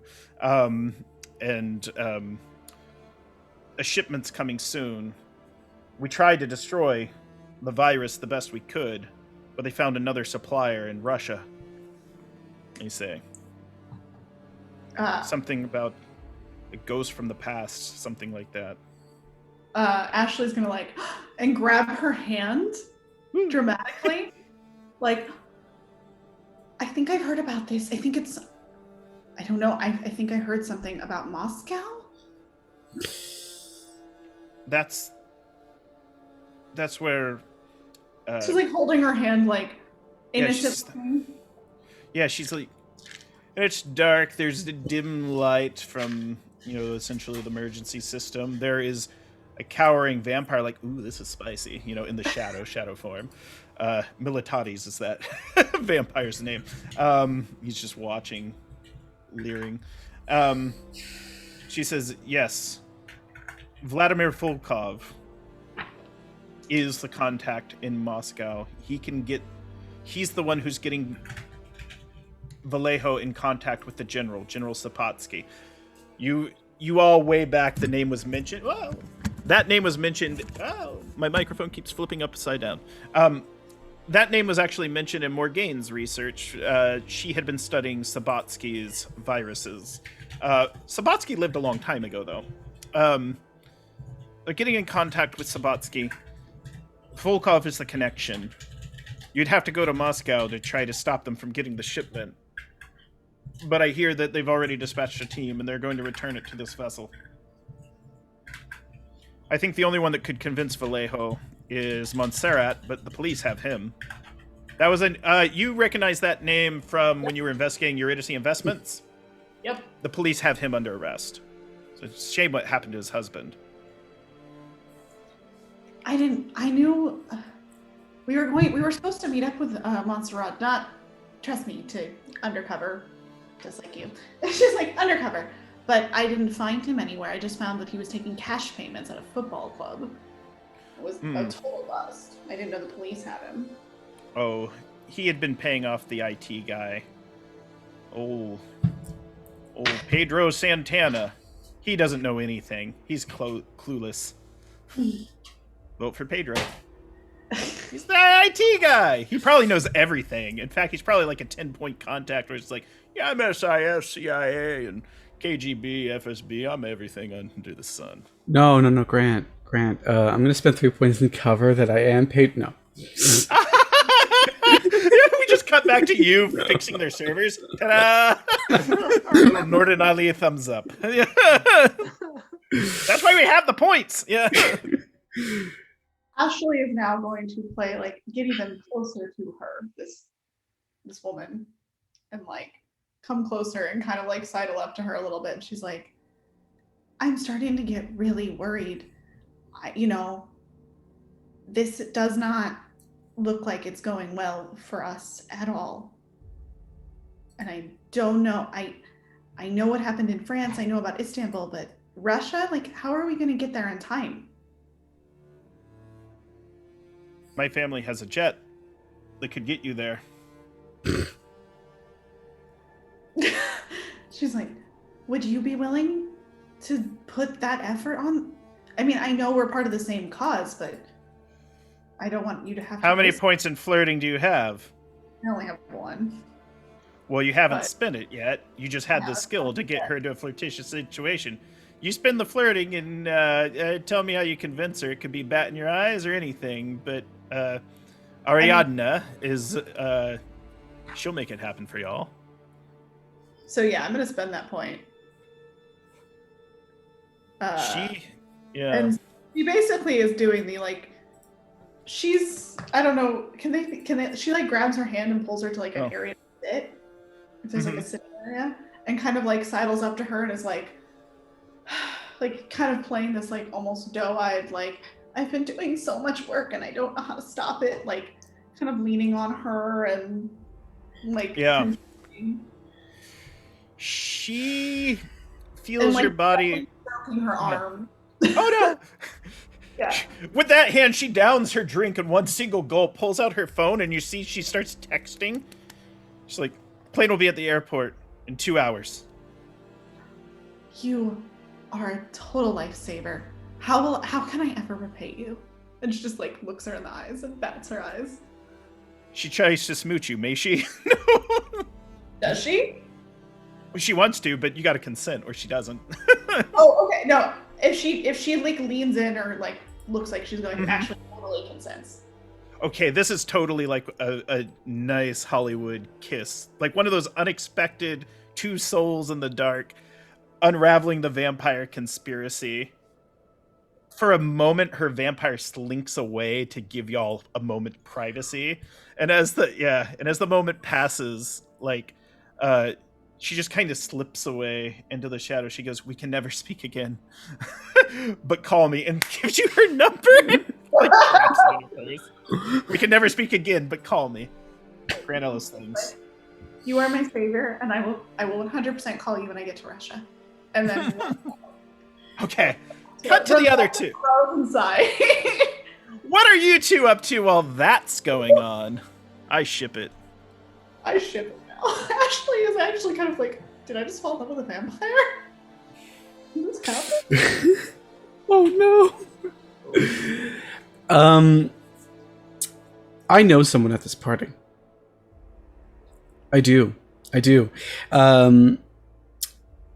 Because that's how my cover works. I always know at least one NPC within reason. Sebastian has a partner, doesn't he? Yes. Ramon Gomez. Well, way back in the day when I used to be Indra for a bit longer, I spent about a whole year undercover. Actually, Were you went a out. professional soccer player? Because that's what Ramon is. No. Ramon came to the restaurant one day, and look, he was cute, and I was lonely. This was shortly before my daughter was born, but we weren't in a relationship at the time, so I was looking, playing the field a little bit, and he knew all about playing the field, but it didn't work out. So naturally, I need to actually put points in him, but I do know him. So I'll put, let's say, 3 points into Ramon, my ex, who also happens to be Sebastian's current. And I'm gonna go find my ex now. It's gonna be fun. Right. Are you gonna pull what's his face from Silicon Valley show? What's that guy's name? Like, where it basically goes and like sleeps with the host's wife. No. Sai, I already slept with the host's husband. That was a while. I don't like. I'm not a double dipper. You know what I mean? Oh God, I can't believe that came out of my mouth. I'm so sorry. Right, Ramon, how's it doing? Ramon's there. Ramon is sharply dressed. He's got 3 championship rings on. He is a pro soccer player. FC Barcelona, Barca. He's, straight up killer. He sees you, and it's one of those things where it's not like, oh, it's my ex. He's like, it's my fucking ex, and gives you a big old hug, and he's just like, how you doing? You punch on the shoulder. Best year of my life. Considering who you're married to now, I almost feel sad for you. Oh, we're not settled down. He's a little afraid to tie the knot, and to be fair, I'm a little afraid of committing as well. Who would not want to tie the knot with someone like you? I mean, well, like you didn't. Hey! I had to do a big move, and honestly, there was a lot of my old life that I wanted to leave behind. It wasn't you, it was me. Yada, yada, yada. Hey! Let me get you a drink for old time's sake. Absolutely, and let me get you a drink for old time's sake. It's one of those things, you order each other drinks. It's so cute. So how is Mr. Vallejo? So, Mr. Vallejo is excited. He has a big event coming up. He has made friends with some very powerful connection. The richest man in Spain, Angel Calix, has been looking to invite him into a private club of sorts. A private club? Well, what kind of private club? The kind that involves buying ancient off-the-market mansions, and only they are allowed to attend. They won't even let me, and I'm a famous celebrity, the same as you're a famous chef. Well, even if it's a different background, it's just like... Ramon, not all of us can be football stars. I mean, if I had thighs like yours, yes, I'd be playing football for years now, but I'm afraid I have what I have. Just these hands. And like, save lives. It's true. And I raise my hands, and like one of them is still very thickly bandaged because I did slice it with slice it open last session. Yeah. Of course, I'm not doing much cooking right now. Bad accident with a knife. He won't tell you anything? He says he's not allowed. And then when he tries to tell me, he kind of goes into like a catatonic state. Catatonic. Strange. Yeah, like something is forbidding him from revealing the secrets. And you're still with him? Well, I'm not just with him.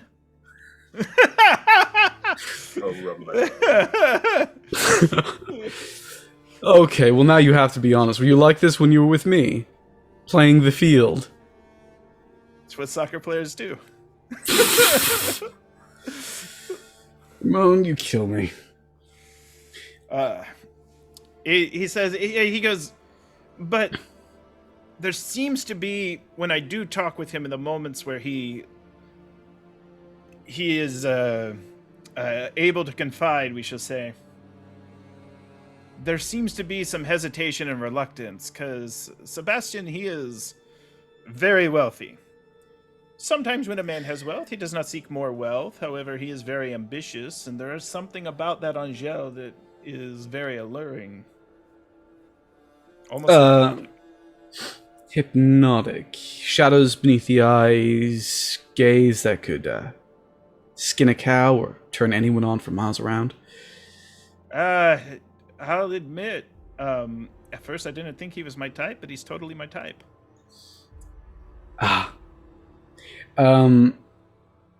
Where is Sebastian now? He is in his private quarters. Would you like to go see him? I mean, I'd love to.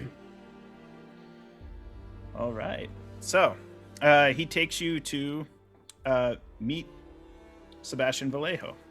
Sai, what are you doing while all this is going on? So Sai Enjoying at the show. Yeah, You're I'm just on drinking more and more drinks. Sorry. No, he's savoring it. Like I said, he's not rushing this, but at the same time, I'm so tempted to pull off that the Continental skit from Key and Peele. I'm not sure if you guys ever seen that, where the guy's like, "This is all Continental breakfast." Yes. Continental breakfast," and so he's just like really enjoying himself as he's going around, but being the professional he is, he's keeping an ear out for conversations that are happening around him, particularly looking out for information about if there's any conversations or topics about like shipping manifestos or any business related topics, and maybe trying to piece together where he can go to find more information. And part of like I can totally imagine him like, if he hears something interesting that maybe he can butt into, he kind of like go, "So have you tried this yet?" Kind of like, showing off one of the foods that he's eating, and like trying to like, start conversation, maybe a little awkward, but hopefully very endearing and still, not gross. Here's the interesting thing. The people that Sai is naturally drawn to for this conversation are the same that Sai might find in his social circles in his old life. There's many celebrities, but as you kind of move to the outskirts of the party, there are what I'll call pockets of shadows, where there are shifty individuals. They have deep machete scars down their faces. Like, they are grizzled, multiple teardrop tattoos under the eyes. They are, for lack of a better term, hardened criminals.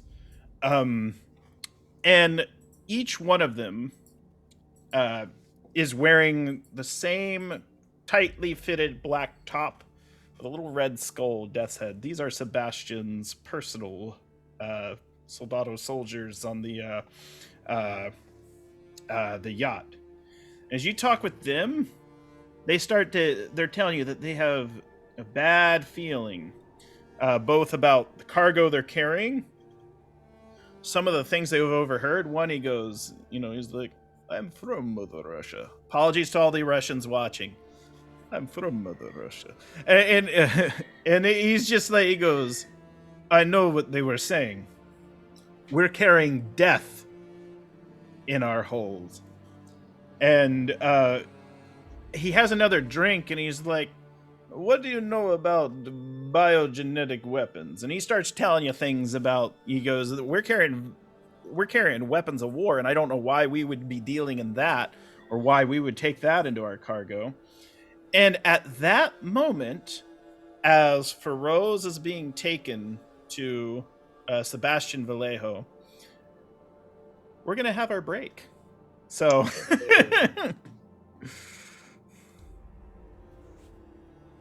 Okay.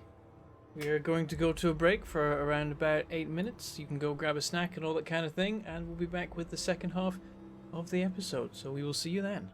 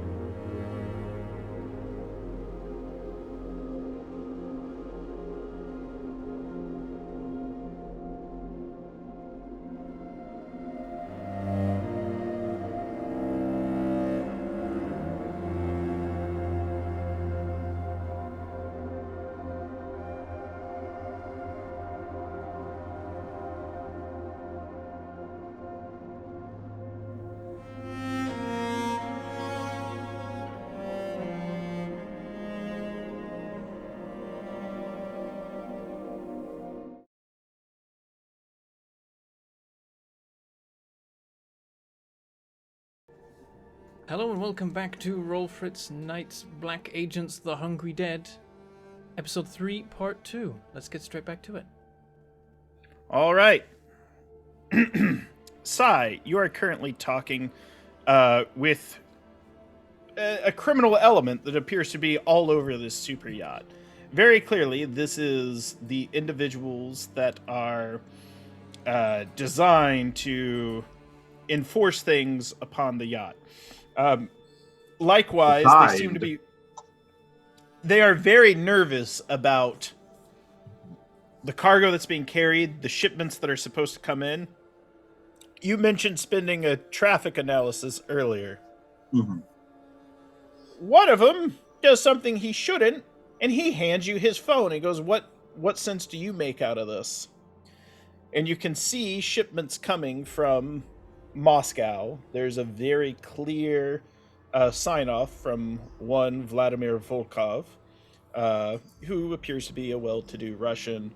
But as you follow the trail, and you're able to follow the signatures on everything, where these type of resources are coming in from, they seem to be coming from like a remote village. It's one of those, I'm not going to call it a Potemkin village, but it kind of is. It's like a make-believe town where there seems to be an export coming from that facility. The signatures approving the shipment is one General Sabatsky. If you do either if you have any sort of computer skill or a history check, I can give you information about Sabatsky. Sorry, I'm just writing his name down. It's okay. Butchering his spelling, probably. But okay, let me see. Bureaucracy, pottery, houses, information, no, those.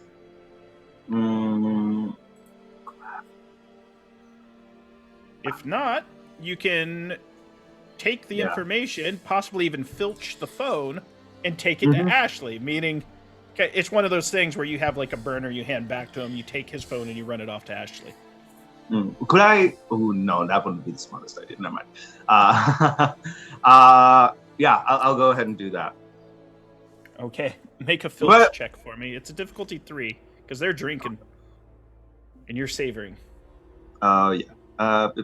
Filch. What is my filch at? Which category is that in? It's general. Under general. There he is. Okay. And you wanted a 4? 3. A 3. Okay. Oh. I'll go ahead and put down 2 points for this. Automatic success. So no roll needed. There we go. Yeah. So you steal the phone and you're able to find Ashley, who has recently wooed the heart of a young Greek woman. She stole the heart, you stole the phone, and you're both going to collide. But now we're going to cut the camera over. I'm going to give you a little bit of information after we play out the next scene. So, Ramon takes undercover for Rose to meet Sebastian Vallejo. He seems like he's unhappy despite the party going on. It's almost like one of those things. It's like something out of The Great Gatsby, except it's on a super yacht. And there's like a bunch of vampiric hosts and world-ending viruses beneath the deck. So just like The Great Gatsby. Just like The Great Gatsby. All right. Yeah, he's there. Slight frown on his face. Really striking individual, exactly as described. You can totally see why he would be Ramon's type. And he seems to be a deep thought. When he sees Ramon enter, he gets a weak smile. Then when he sees you, he's sizing you up. He's like, okay, who's the competition? What's going on? So what would you like to do? There's 2 ways this can go about. We can go the honest route, or we can go the trying to dance around each other route. I turn to Ramon.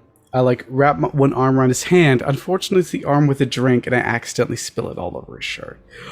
I'm so sorry. It's the bloody knife accident. I keep on. Takes it off. Sorry. No, I should have expected that. Yeah. Rings it out over his head. No. No. Okay. Welcome to Roll For It After Dark, because it's always after dark somewhere. Ramon, do you mind? You might want to get a new shirt. I can entertain Sebastian for a small time. He goes, absolutely. Have fun, kids. And then he takes off, and he's just kind of like, he goes, I might not need a new shirt, but you're gonna need a new drink. I'll be back when you call me, he says, and he takes off. That's kind of his code. He's like, look, you obviously have something to do here, and I kind of don't feel like seeing this brooding sack of non-partying Sebastian Vallejo right now. He's ruining the whole party.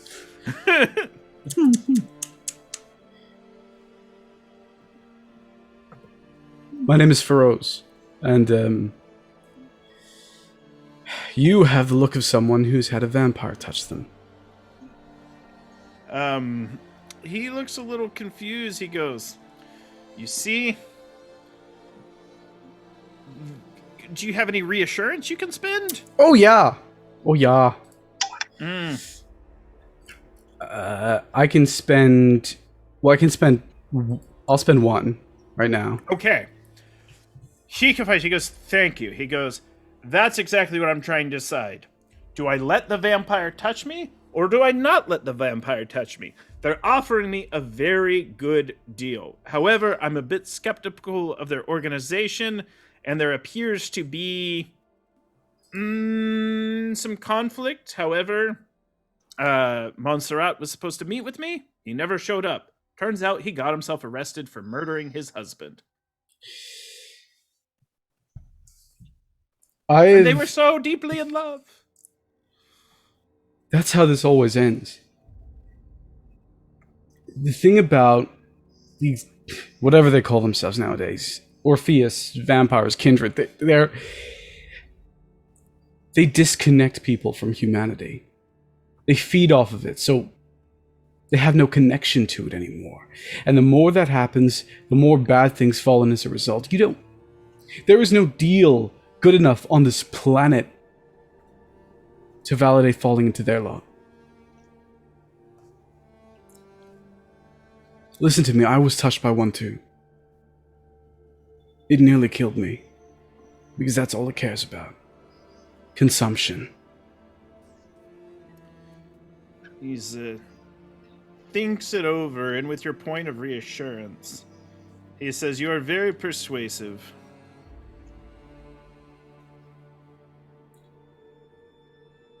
Help me fight back against them. He says, okay. He says, here's how I can help you. He goes to a safe, and he opens it, and he pulls out a metal pendant. And the pendant looks strange. It's not anything of any religious significance, but it appears to have a family significance. He goes, present this to Vladimir Volkov. He will know that I sent you. We have a shipment of Mar VX that's supposed to be brought here, and we're supposed to transport it around the world. I have not yet sent to receive the final shipment. If Vladimir knows you are working with me and that you're a new team, he'll trust you. He knows we switch out teams all the time. It's too dangerous to keep the same team going back and forth. He will tell you how to get the access codes. For he does not know where the facility is. He knows how to get the codes. It's going to be up to you to obtain those codes once he directs you.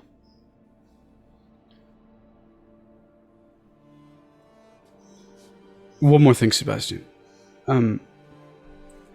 Ramon knows me by a different name, but I know him by him.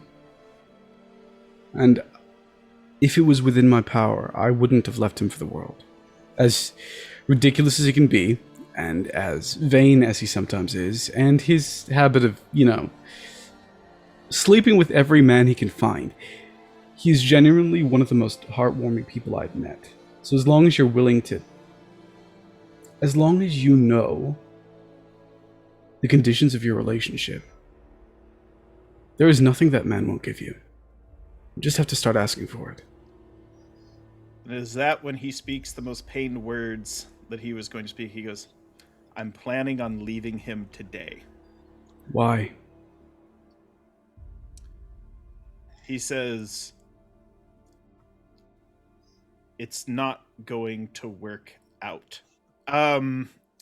It's one of those things, too, where you can tell they kind of haven't been getting along. They're going in other directions. Ramon wants to get traded to Real Madrid, and Sebastian can't let that happen.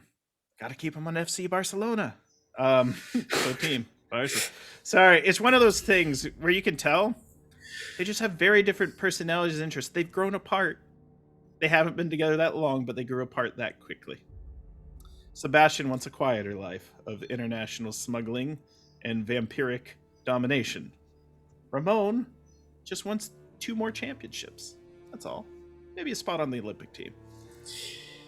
Hasn't medaled yet. No, sorry. I sit beside Sebastian. You really shouldn't have invited him onto a yacht then. He's enjoying the party. Cut to Ramon, who's having the time of his life.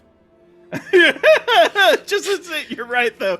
It's one of those things where it's like, Ramon's gonna moan. That's a slip! Ramon's going to Ramon is what I meant to say! Oh my god. Let's go into the Wayback Machine! Welcome to the final episode.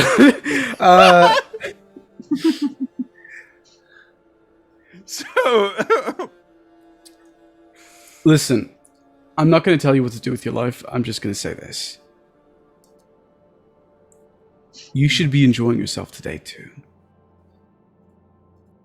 That's the whole point about these. They're already getting into you. When was the last time you actually had a good moment in your life? He thinks about it, and then he says, it evades him. And he goes, my friend, and he feels like calling you friend after the reassurance band. He goes, I think today is not a day for dwelling on the past, but for living in the present and looking towards the future. And with that, he puts on a party shirt and he exits his quarters. He's gonna go have a good time. Perfect. I'm now gonna search his room for stuff. Yes. Okay. So you find his vault. You got the special skill to knock it open, right? Oh yeah. Aha! You find in the vault there is a map. The map leads to a location in Barcelona. It is in the Gracias district. Not made up. It's not like Bread Street. There is a series of hand signals to give members of Myrmidon security forces. And the mansion is known as, based on the history spins and the legends and the myths, this is in fact the Devil House from legend, where wealthy individuals would make deals with devils. And so it is apparent that at the end of the week he is to go to the Devil House, which he might not anymore. However, if he doesn't go, there may be some that come to take him. I don't actually take anything. I take pictures of all the information possible. I have my phone with me. And put it back exactly as I found it. Except for the picture of the Devil House. Where I turn it over onto its back. So that the back is facing up the moment the vault opens. Write my number. And say, I can't promise a long time. But if you're interested. And then dash Fidos. And I close the vault behind me and I leave. Very nice. And with that, the gang is all together. So you have about 90 minutes before this like Concorde Oh yeah. X-Men jet. Immediately as we all come together, Ashley's like, "I got us a jet to Russia." I think I might have got us a case of drugs and a way to talk to a vampire. I hold up the pendant. Volkov? I got a cell phone. Oh, do you need help? Yeah, the country changing the country settings. It's actually really easy. Hold on. So I'm and like for a second, like you would just feel Zy's just feel a little incompetent. He was like, "They got a jet, he got a vampire necklace, and I got a cell phone."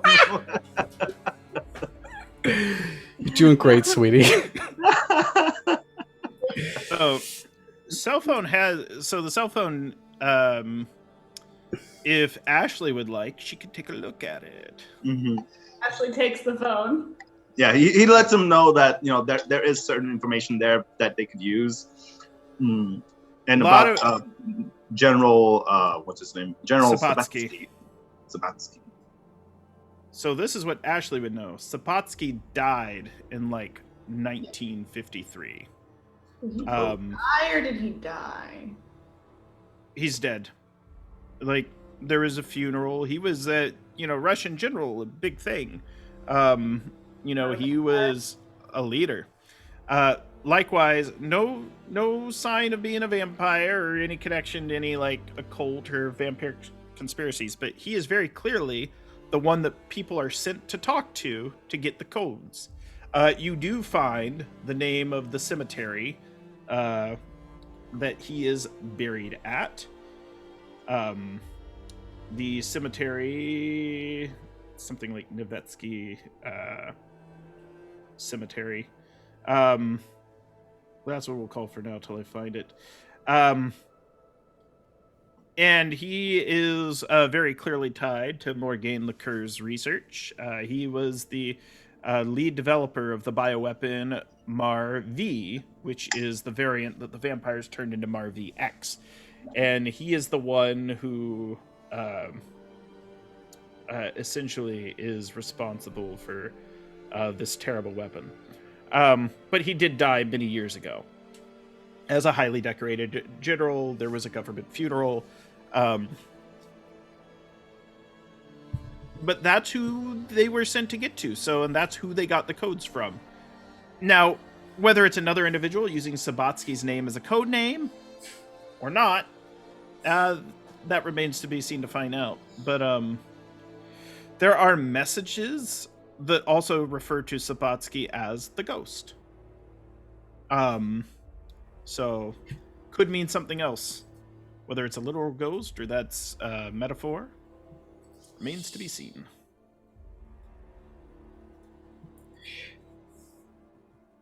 We have too much to do.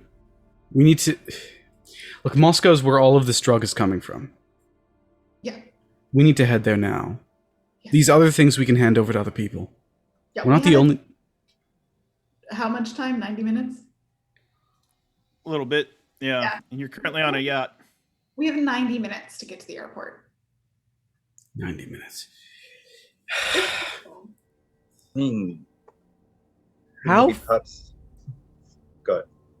Okay, first of all, is the vampire that I'm supposed to show the necklace to on the yacht? He's technically not a vampire. He is a Russian government official, and he is not on the yacht. He is... Oh, government official. What's the difference? He will be... He... when you get to Russia, you'll know... there's one of those things you can send emails to his assistant. He would have one. Mm-hmm. It's not hard. You email hello@vladimirfolkov.gov or .ru because Russian. And there goes an alarm. That's my if it's a weekday and I took a nap, I better be awake alarm.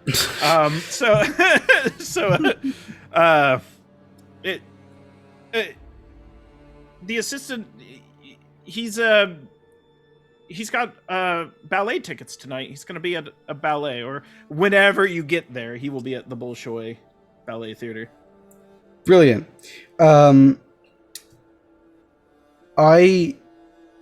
Well, how do we get off the yacht? I mean, Jet skis, they're there. Oh, I was gonna say, is it jet ski or is it like a docked? Because a lot of these yacht parties are usually docked. You are at a dock, and we described it earlier. You were at a dock that was the only dock big enough, and it's not far from the airport. Yeah. So can we just walk off onto the dock, or is it not? Or is it not docked? That's where It's not very dramatic, but I guess you have like you don't have to spend network, but there's probably some. One of Jess's contacts are there. They've got motorcycles ready for you. They're like, "Let's go!" And like, they're gonna take you. Actually, no, it's a long black limousine because you're celebrities. A limousine pulls up, and they get you in, and they're gonna take you to the secret airport entrance. And that's exactly how it goes down. In style, bulletproof windows. I give my number to a valet on the way out and tell him to give it to Ramon. Okay, very nice. Will do. Ramon Gomez, the striker for Football Club Barcelona. Yeah, that's I the one. have his jersey. Yeah. Oh, good. Yeah. Everyone has his jersey at this point. Someone stops both like Ashley and I and asks for our autographs for no apparent reason on the way. Like every single time we try to exit, something goes wrong for a good 15 minutes. Take those selfies with you and all that jazz. But yeah, you totally get onto the plane at the gate, and it takes off for Moscow. So, cut to the Red Square. You can see the Lenin Mausoleum, the Kremlin. There are many phenomenal buildings. However, you're going to have to avoid, or you're going to have to obtain entrance into the Bolshoi Ballet Theater, and then locate and connect with Vladimir Volkov. How would you like to go about it? I mean, it shouldn't be too hard, right? I mean, we might need some covers but Ashley's like, I can probably get us tickets. I just need to, do we want to go as ourselves or do we want to go undercover? Also, Ashley texts Ariadne and is like, it was wonderful to meet you. Landed, kissy face. It's one of the, she just leaves you on red. No, she doesn't leave you on red. No. It's one of those things where there's kind of like shy response. Like it's like a little kitten gift that is like waving hi, and it's just like.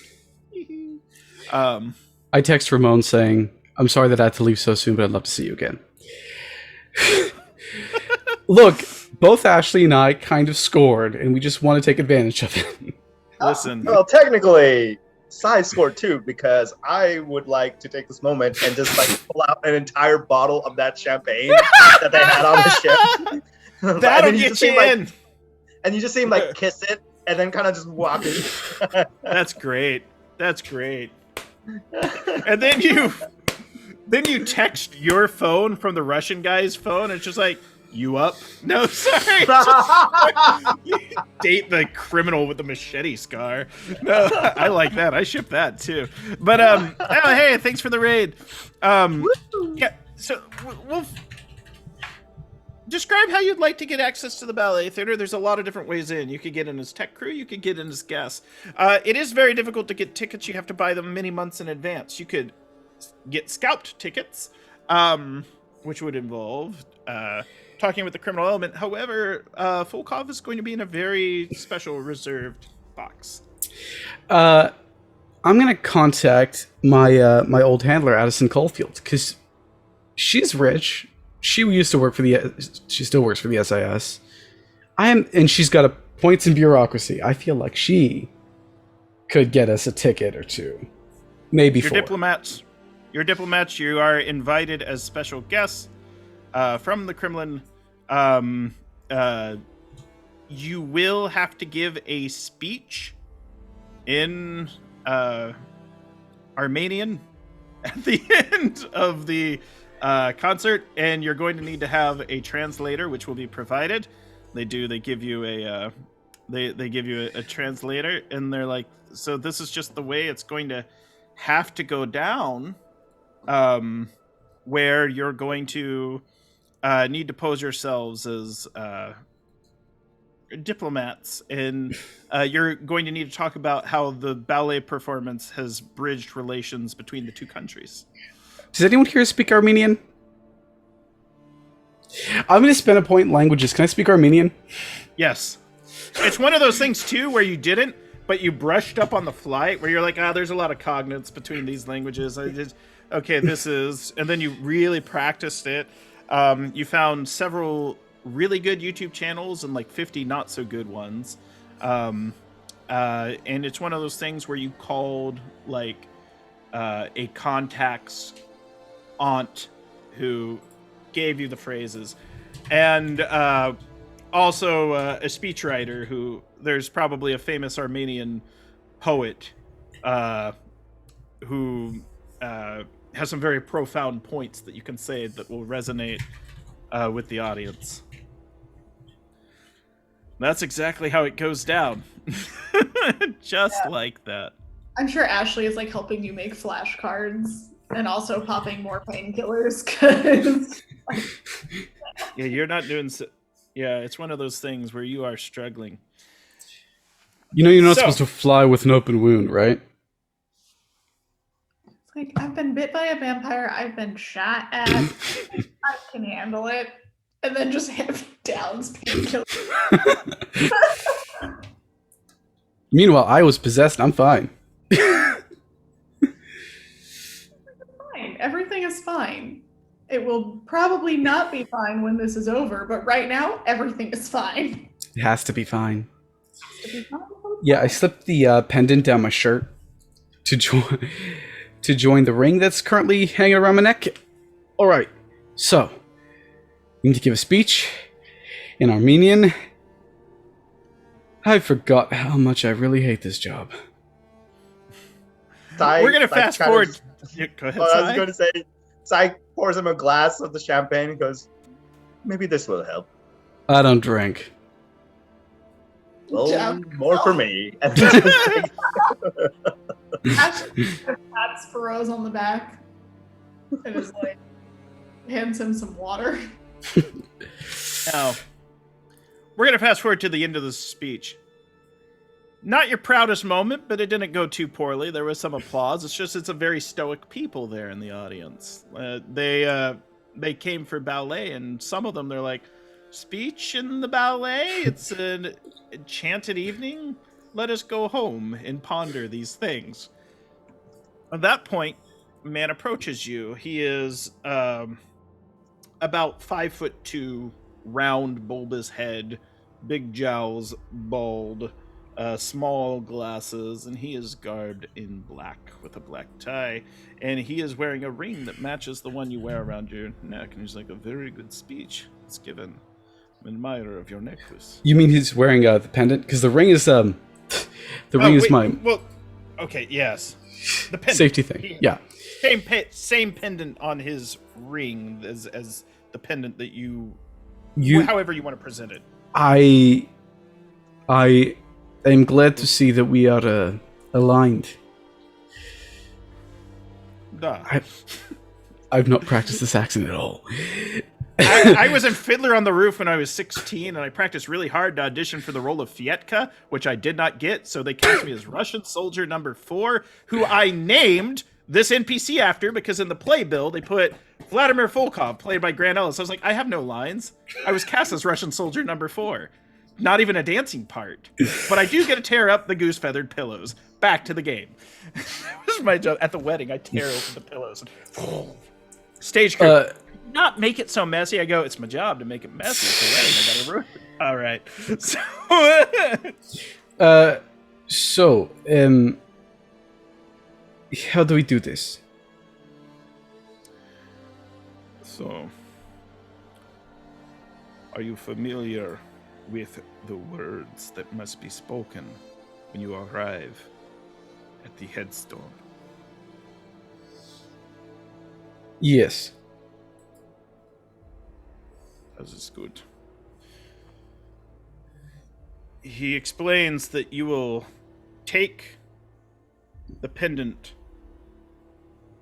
and it will, through the ancient art of dowsing, direct you to the proper headstone. And it is there speak the words.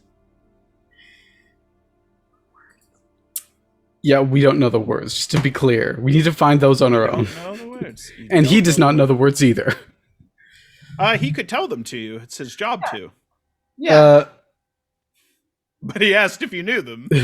I thought you said we were supposed to find the codes on our own. You know what? Never mind. No, there's a distinction. He asks if, have you encountered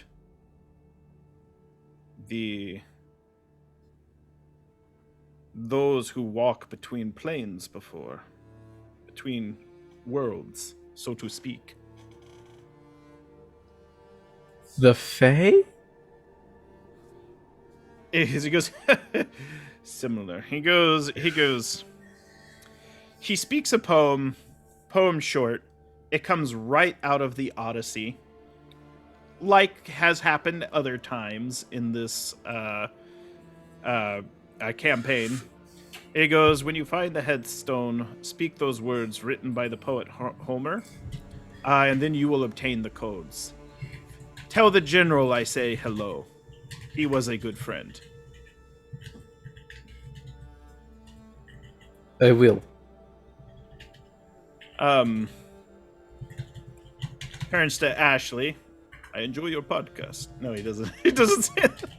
Yes, it does. It's one of the, Yes, it does. Is there anything else you'd like to do with Vladimir, or do you have any questions for him? Because he's prepared to send you on his way. He has recognized you as friends, or at least servants of Sebastian Vallejo. So let us practice. I go up to the graveyard. I hold up this like dowsing rod, right? Because it leads me there. And I say, and I wait for him to say the words. He speaks them out. Great. Perfect. Thank you for all your help. I'm doing great. I sound Armenian. No, I do not sound Armenian. He nods, and then he goes about his way and kind of disappears with the audience. A Russian government official who enjoys the ballet and has just sent you to obtain the codes you will need to get to the secret facility where the MAR-V virus is being manufactured and or kept and stored. It's outside of town, about 30 miles. There is a cemetery. It is plain. It's solemn. Do any of you have occult studies that will let you douse with the pendant? Woo! Good on you. You are able to take the pendant, and you notice it begins pointing to different headstones, and it's almost like it's directing you through the site. You are taken to a very large headstone, one that is larger than the rest. All the other stones here, they're white. They're lined up in rows. It's hauntingly beautiful. Then there is a single black stone that stands about a foot taller than the others, and it is labeled, Piotr Sabatsky, General, Father. And I turn to Feroz and just kind of go, These are the words I was told to speak. Insert accent here. Okay. You notice as you speak the words, you begin to smell the scent of pomegranate. And you notice that there's seeds that have been dropped on the ground. These are pomegranate seeds, almost as if they were dropped here ritualistically at some point. As dark as it is at this late hour, It is now 2 shades darker than midnight, and the moon fades from existence. It is then that you are blinded by a ghastly white light as a quasi-human form appears in front of the grave. Black smoke swirls. A specter of a figure grows up out of the grave and floats as an apparition. It's bodiless. It's not like a vampire. This is something else. All of you need to make a stability check, because you got ghosts in front of you now. A ghost. General Sapatsky. I'm going to spend 2 points in...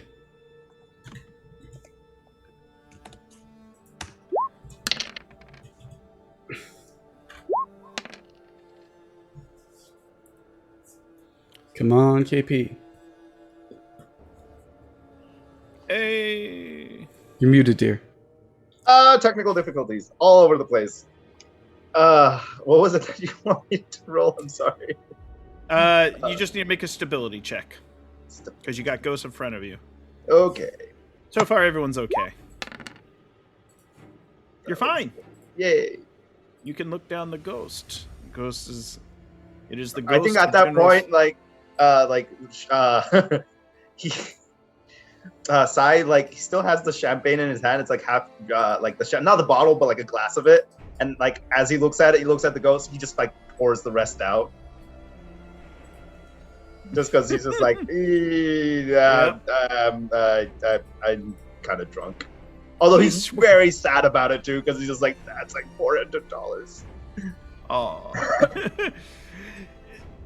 The ghost kind of swirls around the headstone in a serpentine fashion. He's like, fools, awakening me again. Why, I have answered the questions.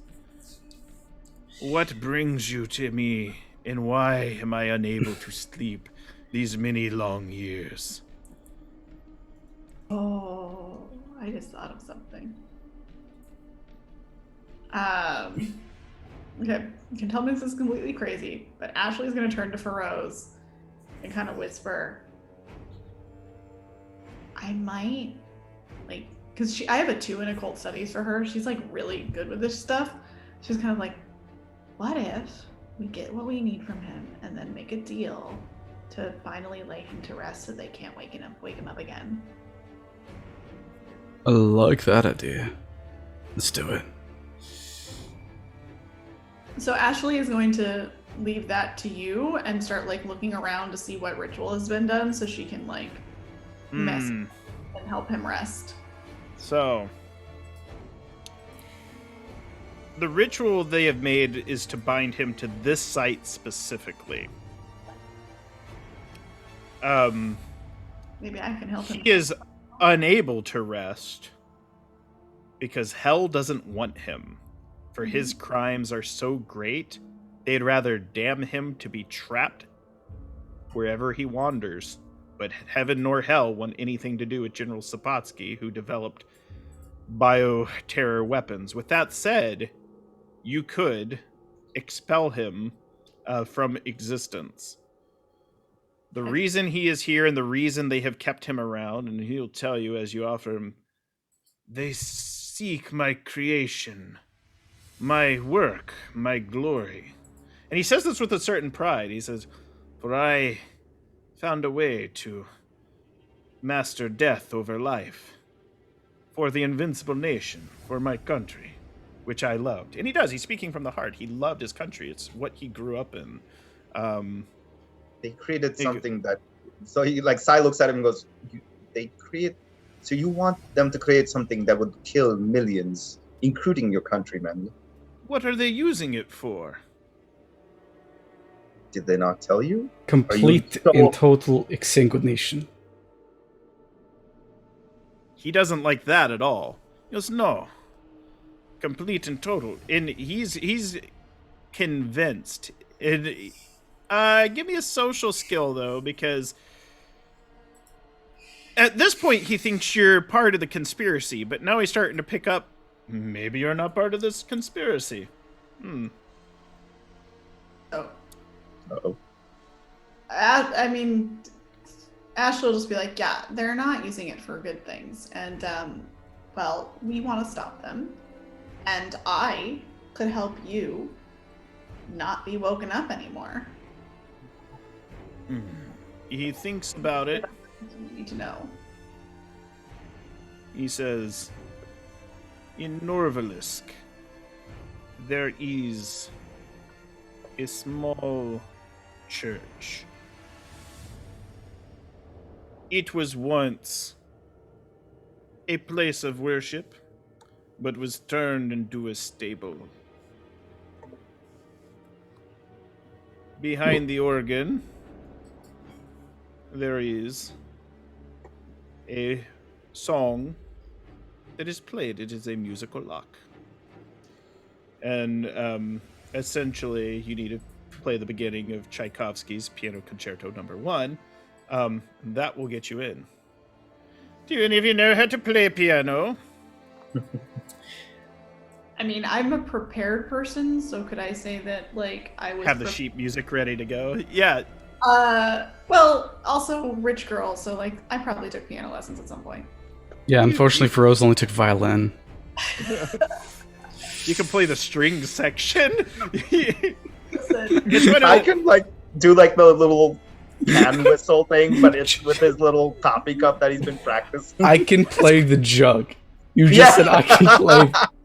Literally. Great on washboard. Great on washboard. I'm at Otter's Jug Band Christmas. Here we come. He explains. He says, if you can't play, you could probably find someone who could. But you would probably have to kill them afterwards, because playing that music will open the doors to Norzalisk 21. That is where the remaining stores of the Marv are.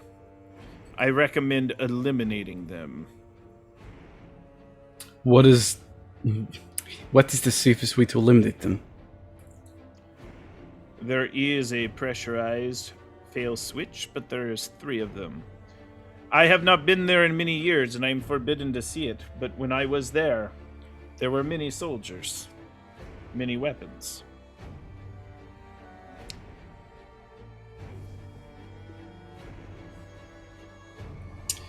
We don't have a choice. We need to go there. We need to take all of this MarVX out. We have to destroy it. Mm-hmm. It's do or die. As we're talking, Ashley kind of looks at everyone like, we done with this guy? Because I'm gonna stop them from getting to him so he can chill. AKA be banished from existence, but like better than being woken up all the time. Yeah, you can exorcise him. And if no more questions, you can complete the exorcism.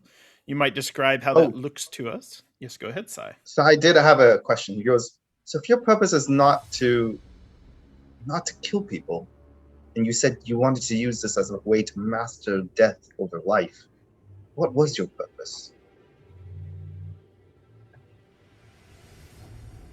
He explains, he said, in order to prepare human anatomy to be invincible and invulnerable, you must find threats that match it. I both engineered the virus, but I also engineered the vaccine. Where is this vaccine? He explains that it is essentially, it was the, supposedly what Morgaine Lecoeur was studying was vaccines for MarV. He was developing both viruses and vaccines for the viruses, but also some that would have multiple layers and effects. He said, because to be honest, there was no assurance that the Americans would not have released a similar weapon upon us. Yes, that's the thing about these kinds of weapons. They get used by people like you. Or as hell is his response essentially, and he says he is damned, and he understands that, but he lived his life, and he has to be accountable. What is hell? No, I'll tell you what's hell. It's never being able to truly identify yourself. It's wandering around trying to save a country that doesn't give a shit about you. What you did, that's monstrous. Hell has denied you. Think about that one for a second. You know what? I think for He says those... Yeah. He's thought about it for 50 years. Yeah. Also, So Ashley he's... hasn't said that help. Like, she hasn't told you that he can't, like, what happens when she exercises him. Oh, he this disappears is... from existence. Yeah. He is erased. It's very much like Feroz is thinking about what the Islamic version of hell is and how he can't even imagine someone this bad going to it. Right. You're not human anymore. You're just like them. Just like the people trying to bleed us all dry for their own existence. You're a monster. He says this is true. You know, it's his Russian manner, and it's the only way he can explain. He goes, "You have not spoken any false words." And he explains too. He goes, and I am not repentant. I believed in what I was doing, and I am a monster. Okay. Where are the vaccines? So he explains that you need to go to Norlisk, and he's not sure if there's any there, but he knows that from time to time, people garbed similarly to you show up and summon him, and he tells them how to get in. But it's always a different group. Okay. Do you have a preferred faith I do this in? No, I am atheist. Okay. And she just starts, like, pulling out. She, like, grabs her, because I imagine we just traveled and she has, like, a bag. Lysol him away. So she grabs out some, like, tools. She's most familiar with, because West, she's most familiar with the Christian form of exorcism because it's easier to learn a Catholic exorcism. Mm-hmm. So she just, like, starts, she literally, like, she pulls out the Bible, she pulls out the holy water, she's got the cross, and starts reading the passages and, like, doing the holy water and has the cross out and banishes him from existence. He is completely exorcised and he is erased from reality. However, his crimes will still live on. And with that, he has given you access to the facility. You now know the secret combination to get in, and what waits there for you is unknown. He explained that in his day it was guarded by soldiers. Nowadays, it might have something else. But he has explained to you that there are 3 failsafe pressure switches that need to be dropped, and it will cause whatever he was working on in the facility, it can no longer be preserved, it can no longer be kept alive, and it will be destroyed in time. So, I mean, we also just erased and stole their data from the other facilities, so we're just destroying this left and right. Yeah, so she turns to Feroz and Sai and is just kind of like, listen, he no longer exists, so no one can summon him to get more access to this stuff. His crimes may live on, but at the very least, we can stop people from replicating them. Agreed. I feel like besides just destroying the samples or whatever they've already completed, we should probably go and destroy their research as well to prevent any further knowledge of this virus's existence. I'm assuming they've updated their tech a bit, so I probably could hack in. I might be able to even remotely activate those fail switches through the shot. computers. We just need to find a way to access. We need to see what the failsafes are. So, do any of you have military science? I want a backup copy of. Funds? Military science. Is that under? I do not. I know who would. Former Yes? SIS contact. You can Call go up in. Best again. You can use a network. So, So, yeah. So you can use a network to have someone. So they're going to break down to you how some of these Cold War era facilities work. They're like everything's pneumatic, and the type of computers used for computation in these things, they're literally like punch card computations. They're like, this is the same technology that shot a dog into space, Leica and stuff like that. This is, by today's standards, not very powerful, but by, half a century ago, this was state of the art. Everything's going to be pneumatic, and you're going to have to activate a pneumatic purge sequence, throwing levers, turning wrenches, and pulling pumps.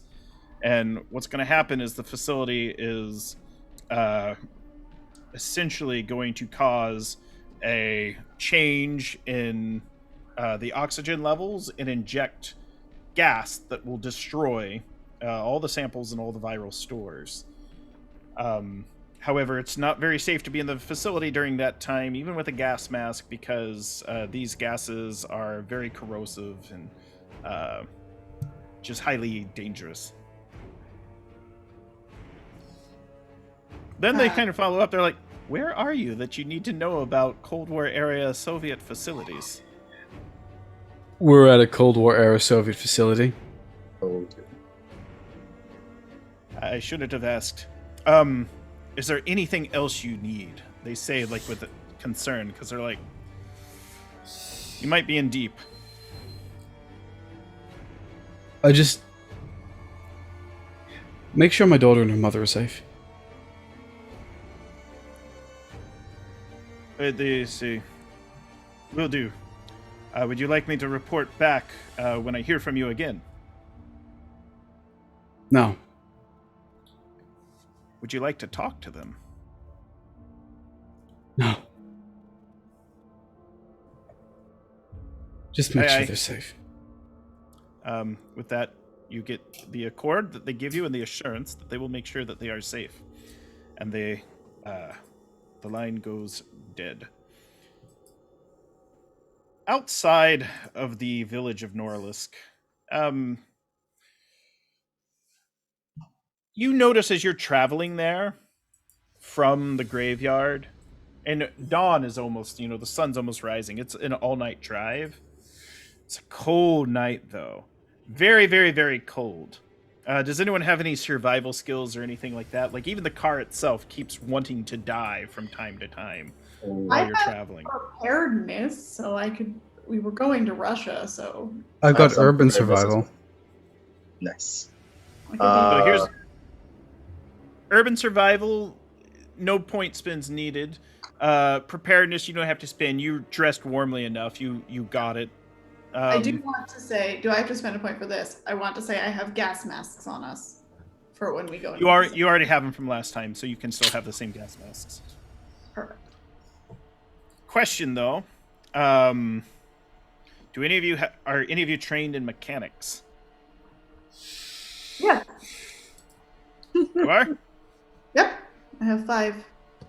Same. Oh, wait, no, I have one. I have one mechanics. No. There's a 4-point spin. Car's freezing up on you. It's just too dang cold. We work together. You can piggyback. So, it's a 4-point mechanics test to get the car to where you need to go. I'll give 1 point from me too. The 1 point I have. So I can give one, like, if I can give 2 points. Oh, that should work. We're trying to get to 4, right? Yeah. Wouldn't that be an automatic right there then? Yes. Yeah. Wait, then I'll spend 1 point, and if you spend 1 point, and then you spend 1 point. I'm not going to spend my point because I think we may not need mechanics again once we get to the pneumatic Mm-hmm. storage Well, that's- facility. I'm trying to save mine because Ashley is basically going to be like, I know electronics, I know digital, I know mechanics, and this is going to be her wheelhouse. All right, my point is spent. 1 each. Okay. So let's get a mechanics roll. We each have spent a point, so I think you spent a point, so it's automatic Yeah. success. Yep. Ta-da! Woo! Car is still running. There's plenty of gas in it, and it's one of those things. In fact, I imagine fictionally, it's where each of you know every trick of the book. It's like, well, this engine's known to overheat when it works too hard, or it's like, these older cars, you gotta double clutch, grind it to find it, to really keep it going. And then, the other one is like, yeah, and I had a cousin who had a car like this. You always have to lean on the window a little with your elbow. I don't know, it just keeps the electrical in line. When I hold the controller like this, it's easier to play the Mario Brothers. Yeah, it's one of those things where each of you work every angle and every trick in the book to keep the car running. You come to Norlisk. You find the church. You're able to play the song on the organ, and a gateway opens up, and there is a ladder leading deep into the veins of the earth, the night below the world. What do you do? Ashley's sneaking forward. She's gonna hand gas masks out to everybody though, just to have on them in case something goes wrong and the virus gets leaked into the air. Nice. Yeah. And somehow it gets aerosolized and we get infected. So she's just like, keep this on you so, Good call. we'll kill you. Oh. You can see as you reach the bottom, there are skeletal figures down here, almost as if there are many who have tried to access this facility, but a numbers that have not made it through. You hear a faint voice that almost sounds like a whisper coming from the ceiling, and there is a presence that you can feel. It's very similar to when you first met Mikolakos and you felt like someone was walking over your grave. There is a vampire in the room, and it is speaking to the group. Who comes and who calls? Who has the general sent? Ashley is going to say, we were sent by Sebastian. Sebastian is not a name known to me. And it's true, Sebastian's not a member of the conspiracy yet. His initiation is in a day. He's meant to pick up the shipment of the virus. Which of you are the offering? Always three there are. 2 to take back, 1 to stay. I am. Oh, Ashley's like about to start. There is a beautiful androgynous face that sort of slinks down from the ceiling. Just there are eyes and teeth. Little else as it sort of comes down almost like a tentacle from the ceiling. And at that point, I need you to roll initiative because this vampire is going to want to try to eat you. I mean, maybe I just allow it. Who knows? Another one? Come on. Oh my god. I'm doomed. Freaking doomed. So, is that a 4, a 6, and a 1? So, Same. Yeah. okay. Oh, no, so I think the it's 4 going- was from last time. Hold up, I didn't roll yet. Okay, I thought it went through. no worries. That's a 4. Oh, wait. Yeah, it's a 4, 6, and 1. You're right. Yeah, you threw me wrong. All right. So, it'll be Ashley, then Sai, and then Argos the vampire, and after that, it will I be die. Rose. No, we can calm down. We can work it out. Let's just talk this out, okay? Yeah, we all have. This is intense. We've got criminals and vampires and sacrifices. So what do you want to do, Ashley? Ashley is going to pull the living steak out of her backpack and look at him and go, "No feeding until we've got what we came for. Then you can have your prize." Like already Sai has the gun that he took away, like the vampire killing gun that he confiscated. Oh, well, what was it, last session? Yeah, last session. Kind of pointing at him. All So right. she's holding the steak, pointing it at him, and just like trying to be as intimidating as she can be. She's not. I don't have intimidation, but she is trying not to get him to eat. Jess, where are you? Jess, the facility beneath you, we use preparedness, and Jess is down there and blows it up. It's like, everybody out! No. So Argos is going to want to try to go around you and attack for Rose. However, you'll have a chance to stake the vampire. Go for it. Now, to be fair, the vampire doesn't get to go before Sai either. Okay. So it's a weapons. okay. And I will tell you the difficulty. Argos. There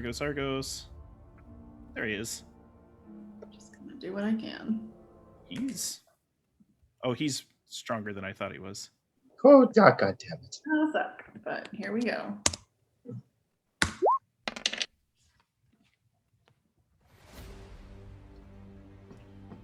Did it roll? There it goes. That is just good enough. Oh. Get him. He's held in place now. He's completely blocked and staked. What did I say? I said you don't get your prize until we get what we came for. It's nighttime, I'm assuming. The sun's starting to come up, but it's still nighttime. Right. Uh, Let's take this. Let's take this sorry, fight outside. I just said. Oh no! He's physical too. Yeah, he can't really Yeah. move. You can just drag him. Describe how you are taking out Argos. Yeah, we all grab him and pull him outside. Yeah. Yeah, I Almost have. like one of those. We tie have him like up. arms on his. Like we're weekend at Bernie'sing it, just waiting for the sun to rise. Oh. You Sounds like you need a little bit of vitamin D. So, yeah, it's one of those things where he sits there and, he explains. He goes, my name refers to the many-eyed guardian of the gods. We've all watched I was American watching- Gods. Yes. He goes, to think that I once fought against the armies of Leonidas, and I have lived for thousands of years. And he's still monologuing. I assume like everyone's going back in as he's waxing quasi-poetically. It's the first line. Like Sai's like hearing this, and he turns to the rest of them and goes, "Damn, we're pretty badass." Yeah, literally. Goes, yeah, well, you hadn't met us. And then just like turns and walks away. And the first light of the sun touches him, and he begins to smoke away. Is there any final or fleeting moments as your eyes catch the vampire about to be destroyed? Ashley grabs the living steak, but also lights a match and sets him on fire.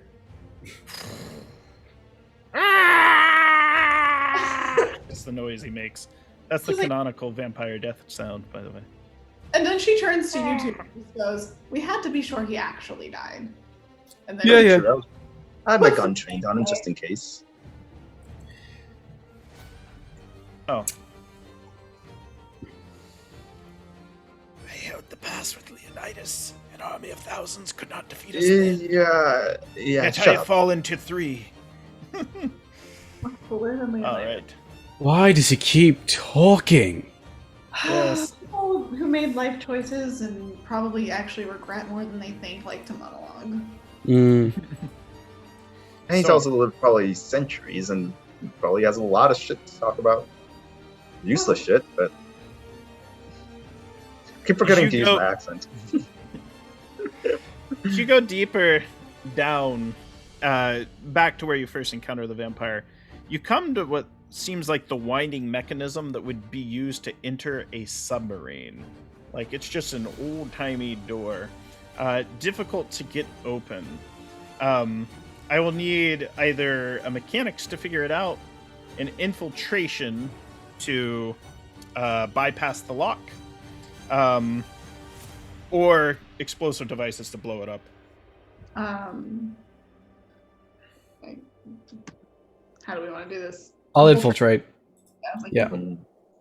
I feel like we're not going to need much more of it tonight, so might as well go all Difficulty out. 6. I've been rolling a lot of ones. I'm going to spend 4 points. Oh, thank God. Wow. Perfect. Bloody hell. It's one of those things where those watching are they're not used to seeing this kind of technique in action. There is a great amount of physical exertion as well as precise timing that is required to open this hatch. And to them, it just looks like, opening the pickle jar. Hey, pickles. But you know that this is a task that only a master infiltrator could accomplish. And so Feroz applies his trade, and the door opens. At that point, everyone feels a great sense of calm. Everyone has the option here to refresh up to 6 points in any of the pools they would like to.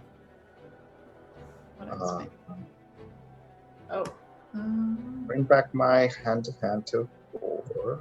1, 3. And refresh back to 1. Any of the pools, you said? Of general abilities. Only Janet. so.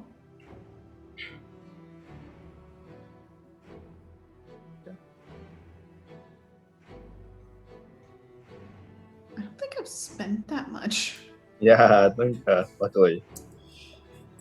Can I use one of those to get some of my health back? Yeah, you could restore health. Cool. Are network and cover general abilities? They are, but they're special. However, why not? It's a mini-series. That's where I'm spending points then. Great. All right. So, it breaks off into 3 separate pathways. Each one contains, you can see beyond, as you would travel down a corridor, where there's lab rooms, and there are signs that explain biohazard, on the outside. You can tell that this is some bizarre, it's different hearing it described over the phone from a contact about the type of, old style 20th century technology that would be used to incinerate viral substances. There's a grid of pipes that come into the room that would release natural gas. Then there's an incinerator that would fire. It would detonate the room, and then the temperatures would drop very low, icing things over. However, this room has not been maintained for self-destruction in some time. It is simply storing samples. The samples are there, and the samples could be taken, or they can be destroyed. How do you want to approach this? I mean, Ashley wants to destroy the facility. Yeah. Same. Follow the whole, flip all 3 switches. I think Sai would definitely want to, and he would mention to them that we should at least save the vaccines. If we find them, keep the vaccines just in case someone in the future tries to, but destroy the viruses. So yeah, Ashley wants to destroy the facility. She wants to save 1 backup copy of the vaccine. to potentially be synthesized in case it's still out there. I want to save a couple physical aspects of, like, a couple physical samples of the vaccine if there are any, and I want to like download a bunch of data on where this where the MarVX has been sent to. I don't give a like the actual data on how to make it. Burn it all to hell. Yep. Mhm. And I can answer for Jess on this one too. Blow everything up. Just everything. Okay. So blowing everything up is going to be a challenge. So there's a way you can do this. You can repair the incinerators, which is going to be a mechanics check for each incinerator. You might also have some investigative abilities that would reveal a shortcut as to how to blow it up, as well as there's a preparedness check depending on what you're trying to obtain, but it may be difficult to obtain it. Because you are in this village, there's going to be some fail-safes to the fail-safes, if you will. Yeah. So Ashley will do the mechanics. She's like, fine, okay, gonna go, and she's prepared. So she's like, what's the fastest way to do this, and how do at least some of us get out of here? So, you know that this is a military facility. And as a military facility, there were most likely defenses in case there was a large conflict. You're going to do preparedness? I thought that was what you said for figuring out how to do Yes. fast. Well, here's yes, preparedness is. I'll tell you what you get. So it's going to be a preparedness 6, and you're going to find the rocket launchers, essentially the anti-tank, anti-aircraft weaponry that would have been used to defend this position in case of an all-out assault. So it's a preparedness 6. I will spend 4 points of preparedness because I have all 10.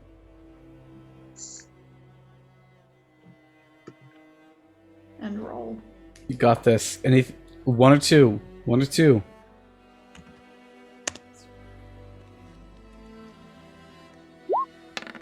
Hey! Hey! Nice. You find the weaponry. So you know that attempting to fix these pipe grids and the incinerators and to really get the rust off of it and fit every seal, it's not going to be good enough. This is going to be like the equivalent. Each rocket, and each of you would have one. It's going to be the equivalent of like 6 kilos of dynamite, right? Like TNT. So it's just like, boom! Not only is it going to take out the entire facility, it's probably going to take out some of the surrounding area as well. So you're going to have to get up on a position to do that. So you're going to have to exit the facility, and you are then going to have to let loose the heavy weapons. Is that what you are doing? No, we're staying inside, Grant. No. Well, first, I want to find what we came to find. So she wants to find a copy of the vaccine and stuff like that. There's no copies of the vaccine here. There may have been 50 years ago. The only thing that is kept here, and it's because there was the vampire, etc., they're only keeping copies of the virus itself. However, you do know, in fact, it's only the MarV virus, which is used to manufacture MarVX. You do know that Morgaine Liqueur is working on vaccines. That work is somewhat halted because PRX Biogenetics was bombed by the dissenters. However, you do know that this is the last remnants in the world of the MarV virus. So did you get everything you came for then for us? Did I get everything I came for? But you wanted to get like physical samples. Yeah. What do I need to do to figure that out? So You my want to brain take just physical samples? Yeah. You could just take the materials that are labeled with MarV. it's secure, right? It's not going to infect you or anything, but it'll make sure that the virus lives on in some way, shape, or form. Do they have physical samples of the vaccines? No. No, they would have been here like 50 years ago, and there's no chance to how affected they were. However, do you have any skills? Yeah, I have tons of skills. Interpersonal skills, because we can do a flashback. Yeah, I like that answer. I've got tons of skills, Grant. Which one? Which one you want? Yeah, I've got tons. Bureaucracy, I feel, would fit here. Bureaucracy. Sabatsky give you the location of essentially where his personal research was. There's things that were published and things that were unpublished. And he has essentially a great grandniece that has a collection of his old military memorabilia that he had sent to her. He was buried in a different uniform than the one he wore, so his personal effects have essentially the code. And essentially, this grandniece has lived her whole life knowing that one day someone might show up and speak these words to obtain his work. He gave that knowledge to you, and it was the only thing of worth that he imparted upon this world, a way to fix the mistake from continuing in the future. So he passed that on to you before he was erased. That's our after credits scene. I take whatever information I can find, but I don't take any physical samples to MarVX, and any physical copies of how to make it will get burned the moment I realize what they are. Absolutely. One thing that Sai would like to do, if possible, and if there's any way to track these records, is take the records not of the making of the viruses or the virus or any of that information, but the culprits behind all of this. Note down who are the people, who are the masterminds, and basically have information of all the evildoers, so that way we can turn this into the proper authorities and have them, brought to justice in some shape or form. Everything is pointing to the customs house in Piraeus. Essentially, there is a organization in Greece that seems to be masterminding all of this. The people that come in and out, the poetry being spoken, the guardian vampires. It is all leading back. In fact, Eurydice Investments has multiple offices. We mentioned there's no headquarters in Barcelona. There's most definitely a physical address in Greece. Got it. Also, any names of notable individuals, people that we haven't discovered who are part of this organization?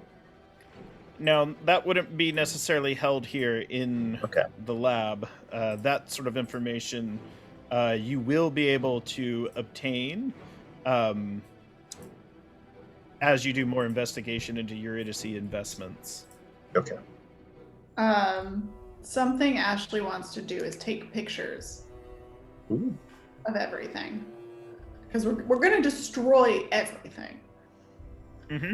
But she's going to pull any relevant information off computers, if there is a possibility, and take pictures of the facility itself, so that if we do have to turn into the authorities or have evidence, we have evidence of the thing we blow up. Okay.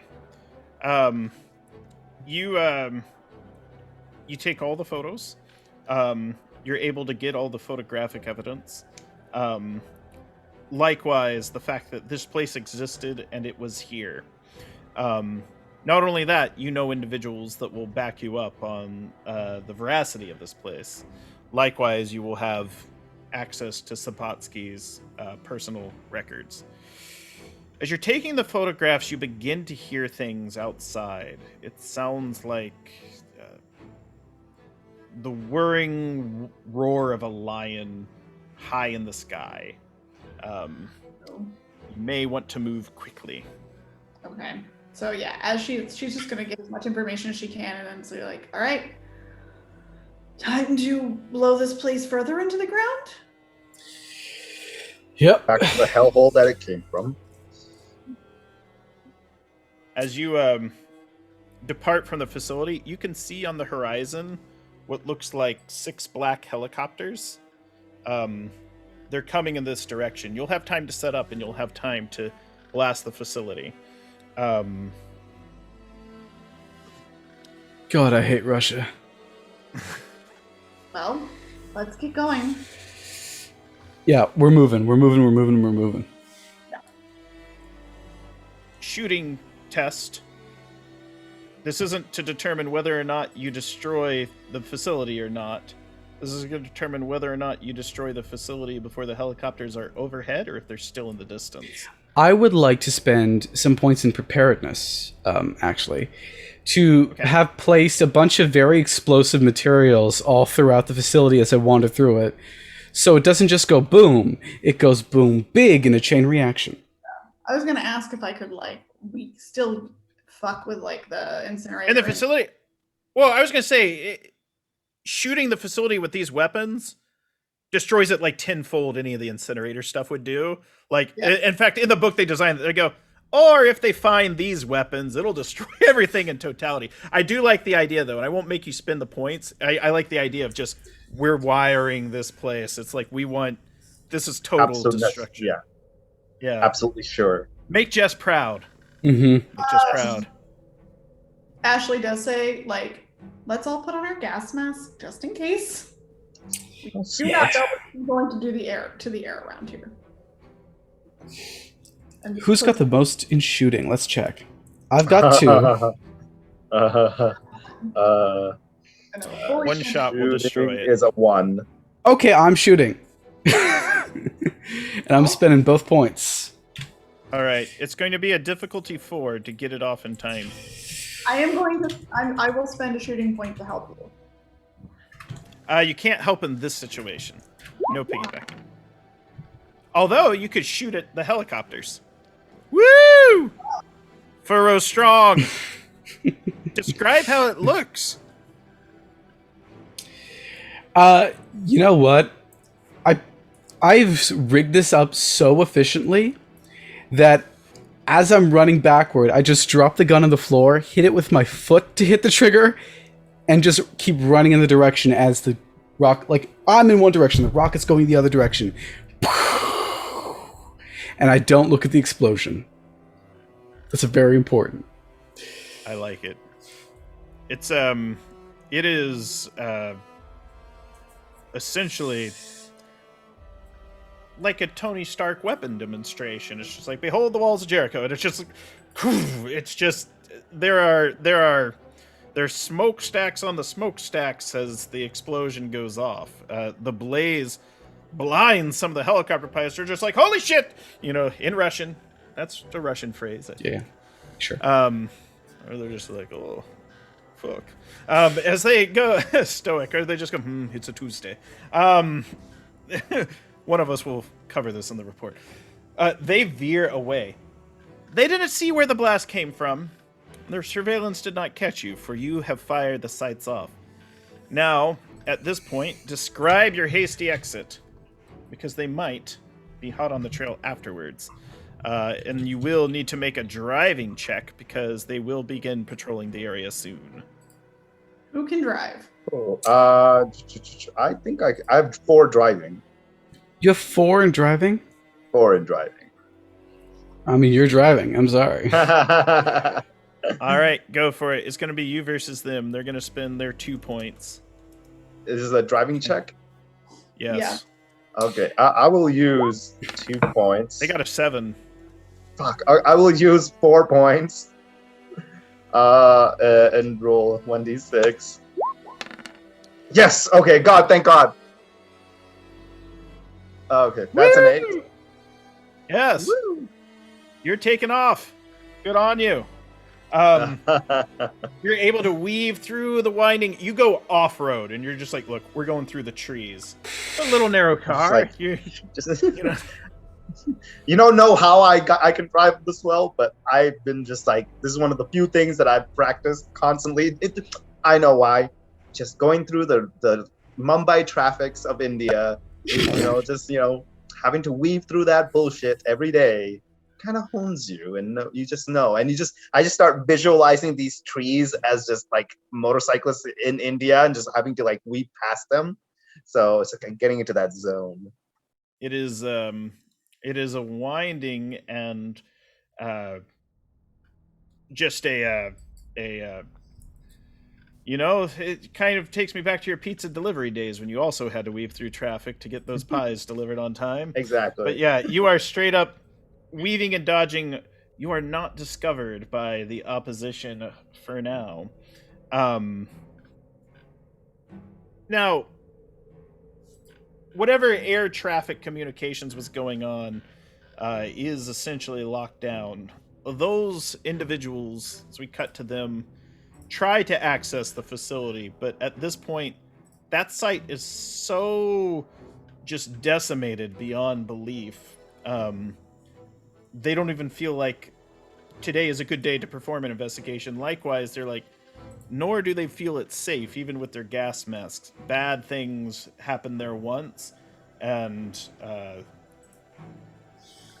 the memory of that place will live on through your documentation. However, the members of the conspiracy are going to be unable to access it. How do you all plan to get out of Russia? And then, what are your plans to deepen the investigation to find out where to go to next? I mean, I feel like we have to go to Greece now. Yes. Feels like that's where it's all heading. As for the plans outside of Russia, I think we pull the same trick. You know what?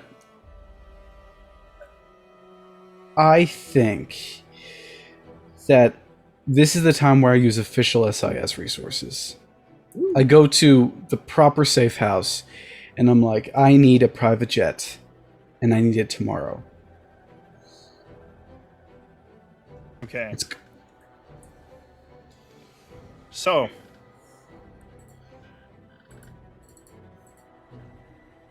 what points are you going to spend to make this happen? Because they're like, we're going to have to pull some strings. All We're right. worried about international law violations. In fact, someone might have to go against the grain.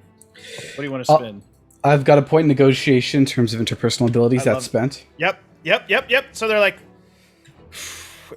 you just hear a heavy breath, and they're like, the safe house is not so safe right now. Apparently, there's movement in Russia. However, it will be done, but it will be done at a great cost. But for you, for Rose, it will be done. Whatever the cost will be, it'll be worth it. Agreed. And with that, the party's going to have about a day to hole up and consider. Does anyone want to use any of their electronic devices or other resources to learn anything more about Greece, Eurydice investments, the aftermath of the... All right. Yeah, Ashley's Okay. like, all right, research what news have we caused? Like, is there anything in the news about us now? And start researching Eurydice's investment in Greece. And that's where the vampire said he'd see us, so... So, here's what you know. There was there's a news clipping called Massacre at the Devil House. There were just bodies, including that of millionaire Sebastian Vallejo. Yeah, he did not make it. It is said that he went missing for a day or two when he was supposed to be at the party. They were going to bring him out. He was going to give a speech. He was not found. Apparently, someone had secreted him off the vessel. and all signs and all documentation shows that it was against his will. But he fought, and he did not give in to the vampiric temptations, which caused a large number of additional complications and pain. It is then said that there was what they referred to as like a civil dispute in the streets where two armed factions that were not native of Barcelona had gotten into a shootout. The side that won, they suffered great losses as well. However, the leader of that faction did send a text message to Ashley. It was Ariadna, and her and the dissidents murdered all the loyalists that had abducted Sebastian. And they managed to fend off the fanatical portion that was taking him and attempting to convert him. The disgraced executive, Montserrat, still sits in prison, having been exiled from Eurydice. However, before long, a few days go by, and this is as you're waiting for the jet to take you away in the safe house. There was a prison break where that same dissident faction managed to free him from jail. There is some more information coming from Eurydice that their holdings, their holdings are largely kept in Greece. However, they are the shadowy hand that is moving through all these global incidents.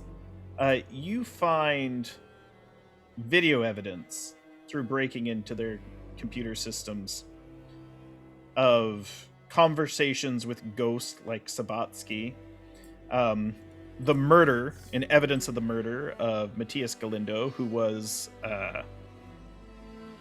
Narcissus Montserrat's husband, who they pinned it on Montserrat. So if you wanted to leak information to the police with evidence of Montserrat's innocence, you are free to. Oh, Yeah. I do. I totally do. I also save a copy for myself to just put with their files. Where I'm And with building a complete dossier on all this stuff. And with that, why don't we go around with the party and do our vignettes of our final moments before we get on the flight and prepare to head to Greece.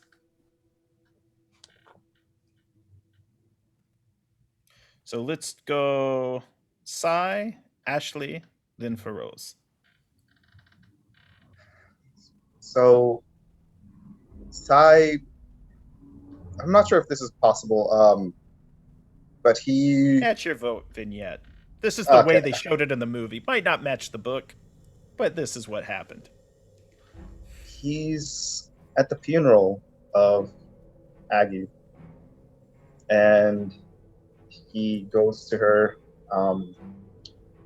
and I don't know what her faith is, so I don't know what type of funeral she is having, but She's basically, Christian. yeah.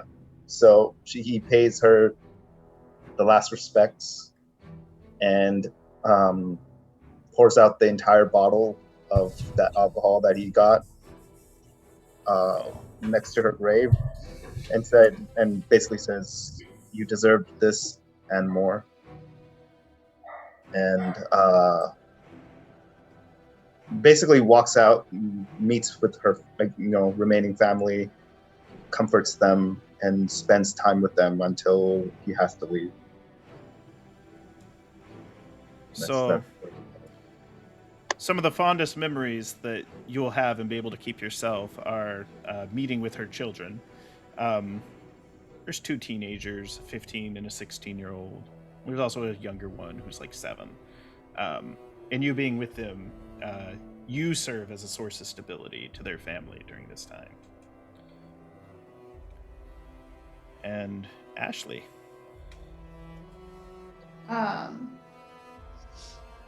Ashley's getting cleaned up, probably redressing the bullet wound, like making sure that it's clean and stuff, because it takes a little bit to heal that. She does send a text to Ariadna and just go, there are no more loyalists in Russia. And if there are, they're scattered now. As in, like, this stuff is taken care of. So, Ashley is playing double agent with the dissidents. But letting her know. She responds, she asks, when can I see you again? Ashley just says, headed to Greece, taking care of more of it. Maybe I can see you there? Winky face. She gives you the address to her father's luxury estate. And she says, let them know you're an invited guest of Ariadna Rosso. You will obtain access. And Ashley just says, will do. Hopefully I can see you sometime. And puts another kissy face. Like, puts like 3 kissy faces. Her response is, OMG, I die. And then leaves a heart. Fade out on that. Ashley's like playing it so smooth, and also is like, do I get a vampire girlfriend? Is this, what's happening here? But so basically she does that. She finishes up her research. She's like built a binder dossier of everything that's going on, and is going, like, shows that to Feroz and Sai, and it's just like, this is all the information and evidence we have currently. Also, I got us a place to stay in Greece. That's not bad. So that's what Ashley is doing. And before we go to Feroz's vignette, I kind of feel inspired and prompted to let a scene play out between the 3 of you and then end it with the final vignette, because you're all together for a moment. Yeah. So Ashley hands this binder to both of you, and it's just like, I have compiled everything and got us a place to stay. As Sai is reading this, like, he raises a hand for a high five, just really appreciating all the hard work that Ashley's been doing, especially considering, like, he's the private eye and Rose is the like international inspector, but like, you're like, because all things considered, you know, you're just a podcaster, you're a famous celebrity, but the fact, like, the level of work, the level of dedication, and the amazingness that you have, like, information and everything you have collected for this team, he's just like, this is amazing. Like, why are you a podcaster? Is like, is in his mind, like, thinking, like, you know, you need to be like an international spy or something. But yeah, he's just very appreciative of this.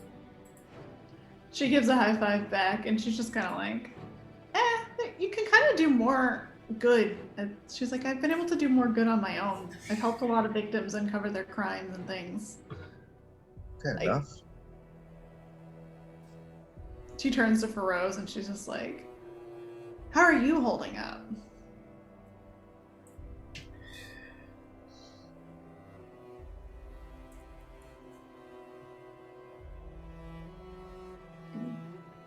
This is it. God, I don't know how to start this.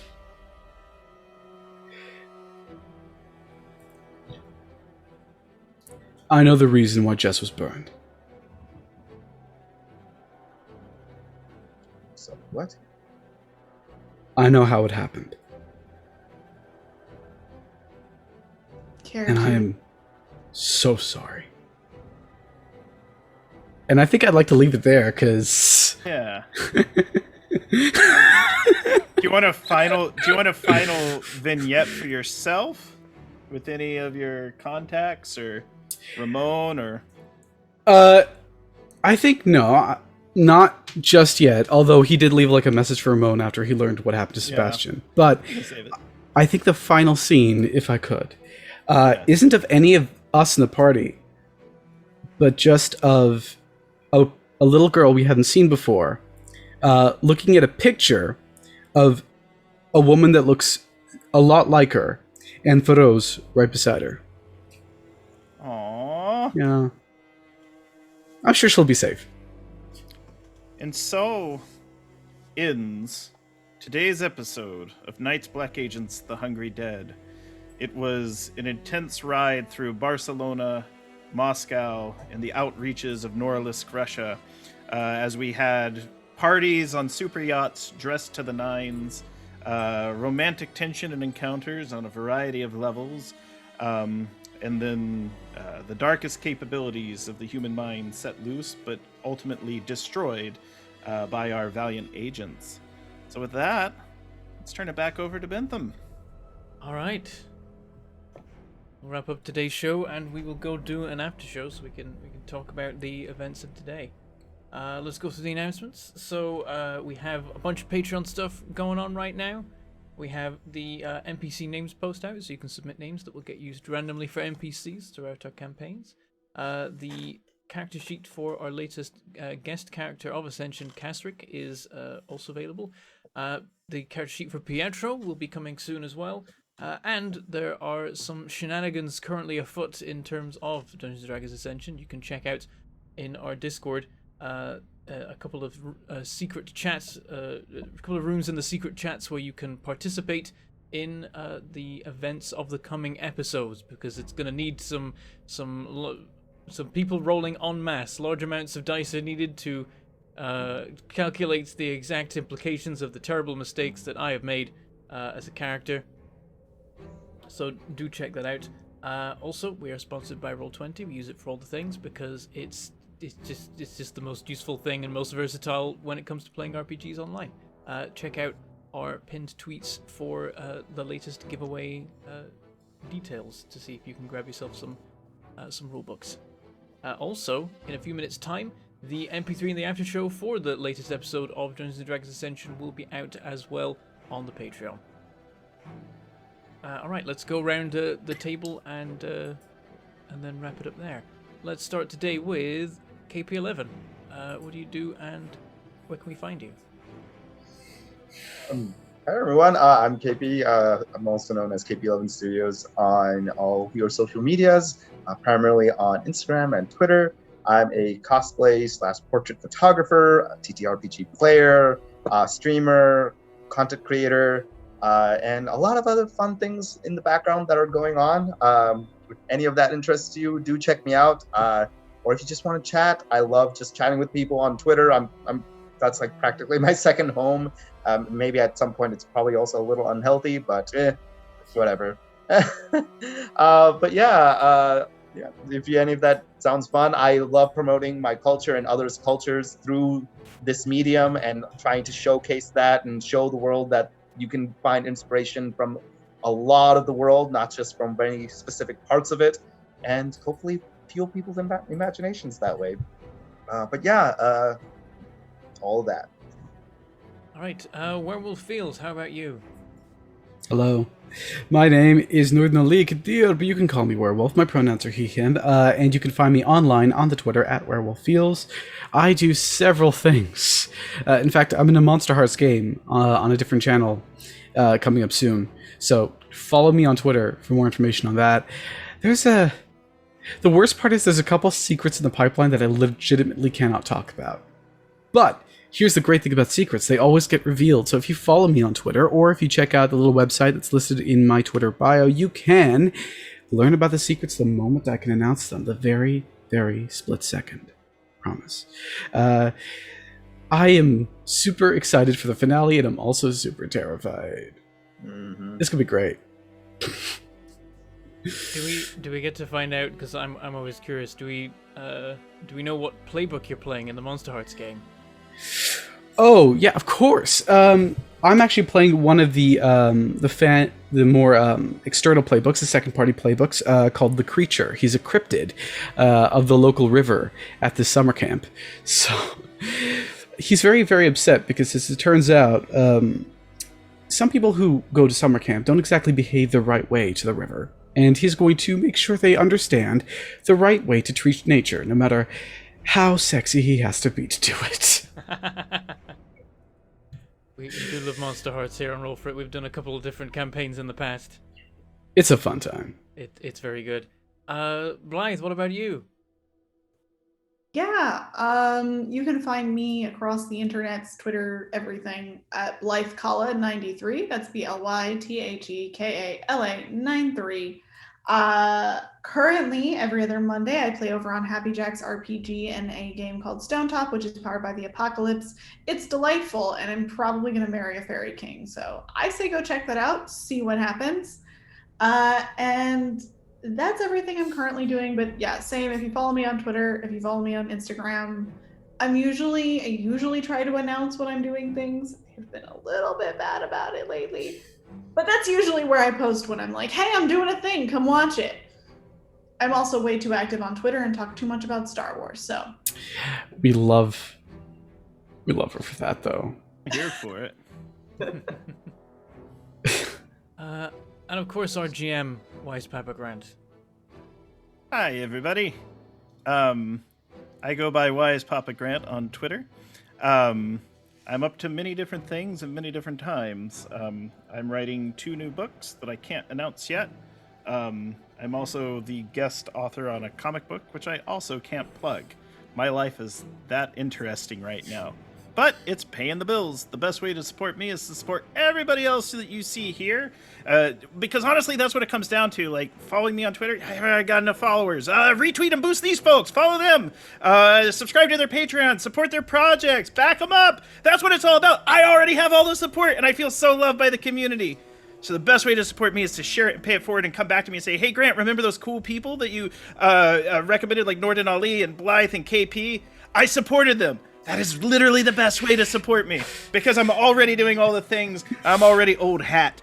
But if you do want to support me, I've got a book. It's for sale. Follow 2C Gaming. I've already made enough money off of it. But the more people that buy it, the more I can put that money towards producing my own shows and content.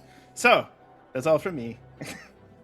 You know, you just open a can of worms, right? Now we're just going to constantly just promote your work and constantly just tell people how amazing you are, as if though we're not doing it already. But like, seriously, now I'm going to do it out of fervor, simply because I'll quit working. That's bullshit. Also, if you're missing the 4th party member, Jess unfortunately could not be with us, but you can. Jess couldn't be with us, but you can follow Elf on Twitter at DistractedElf. She's fantastic.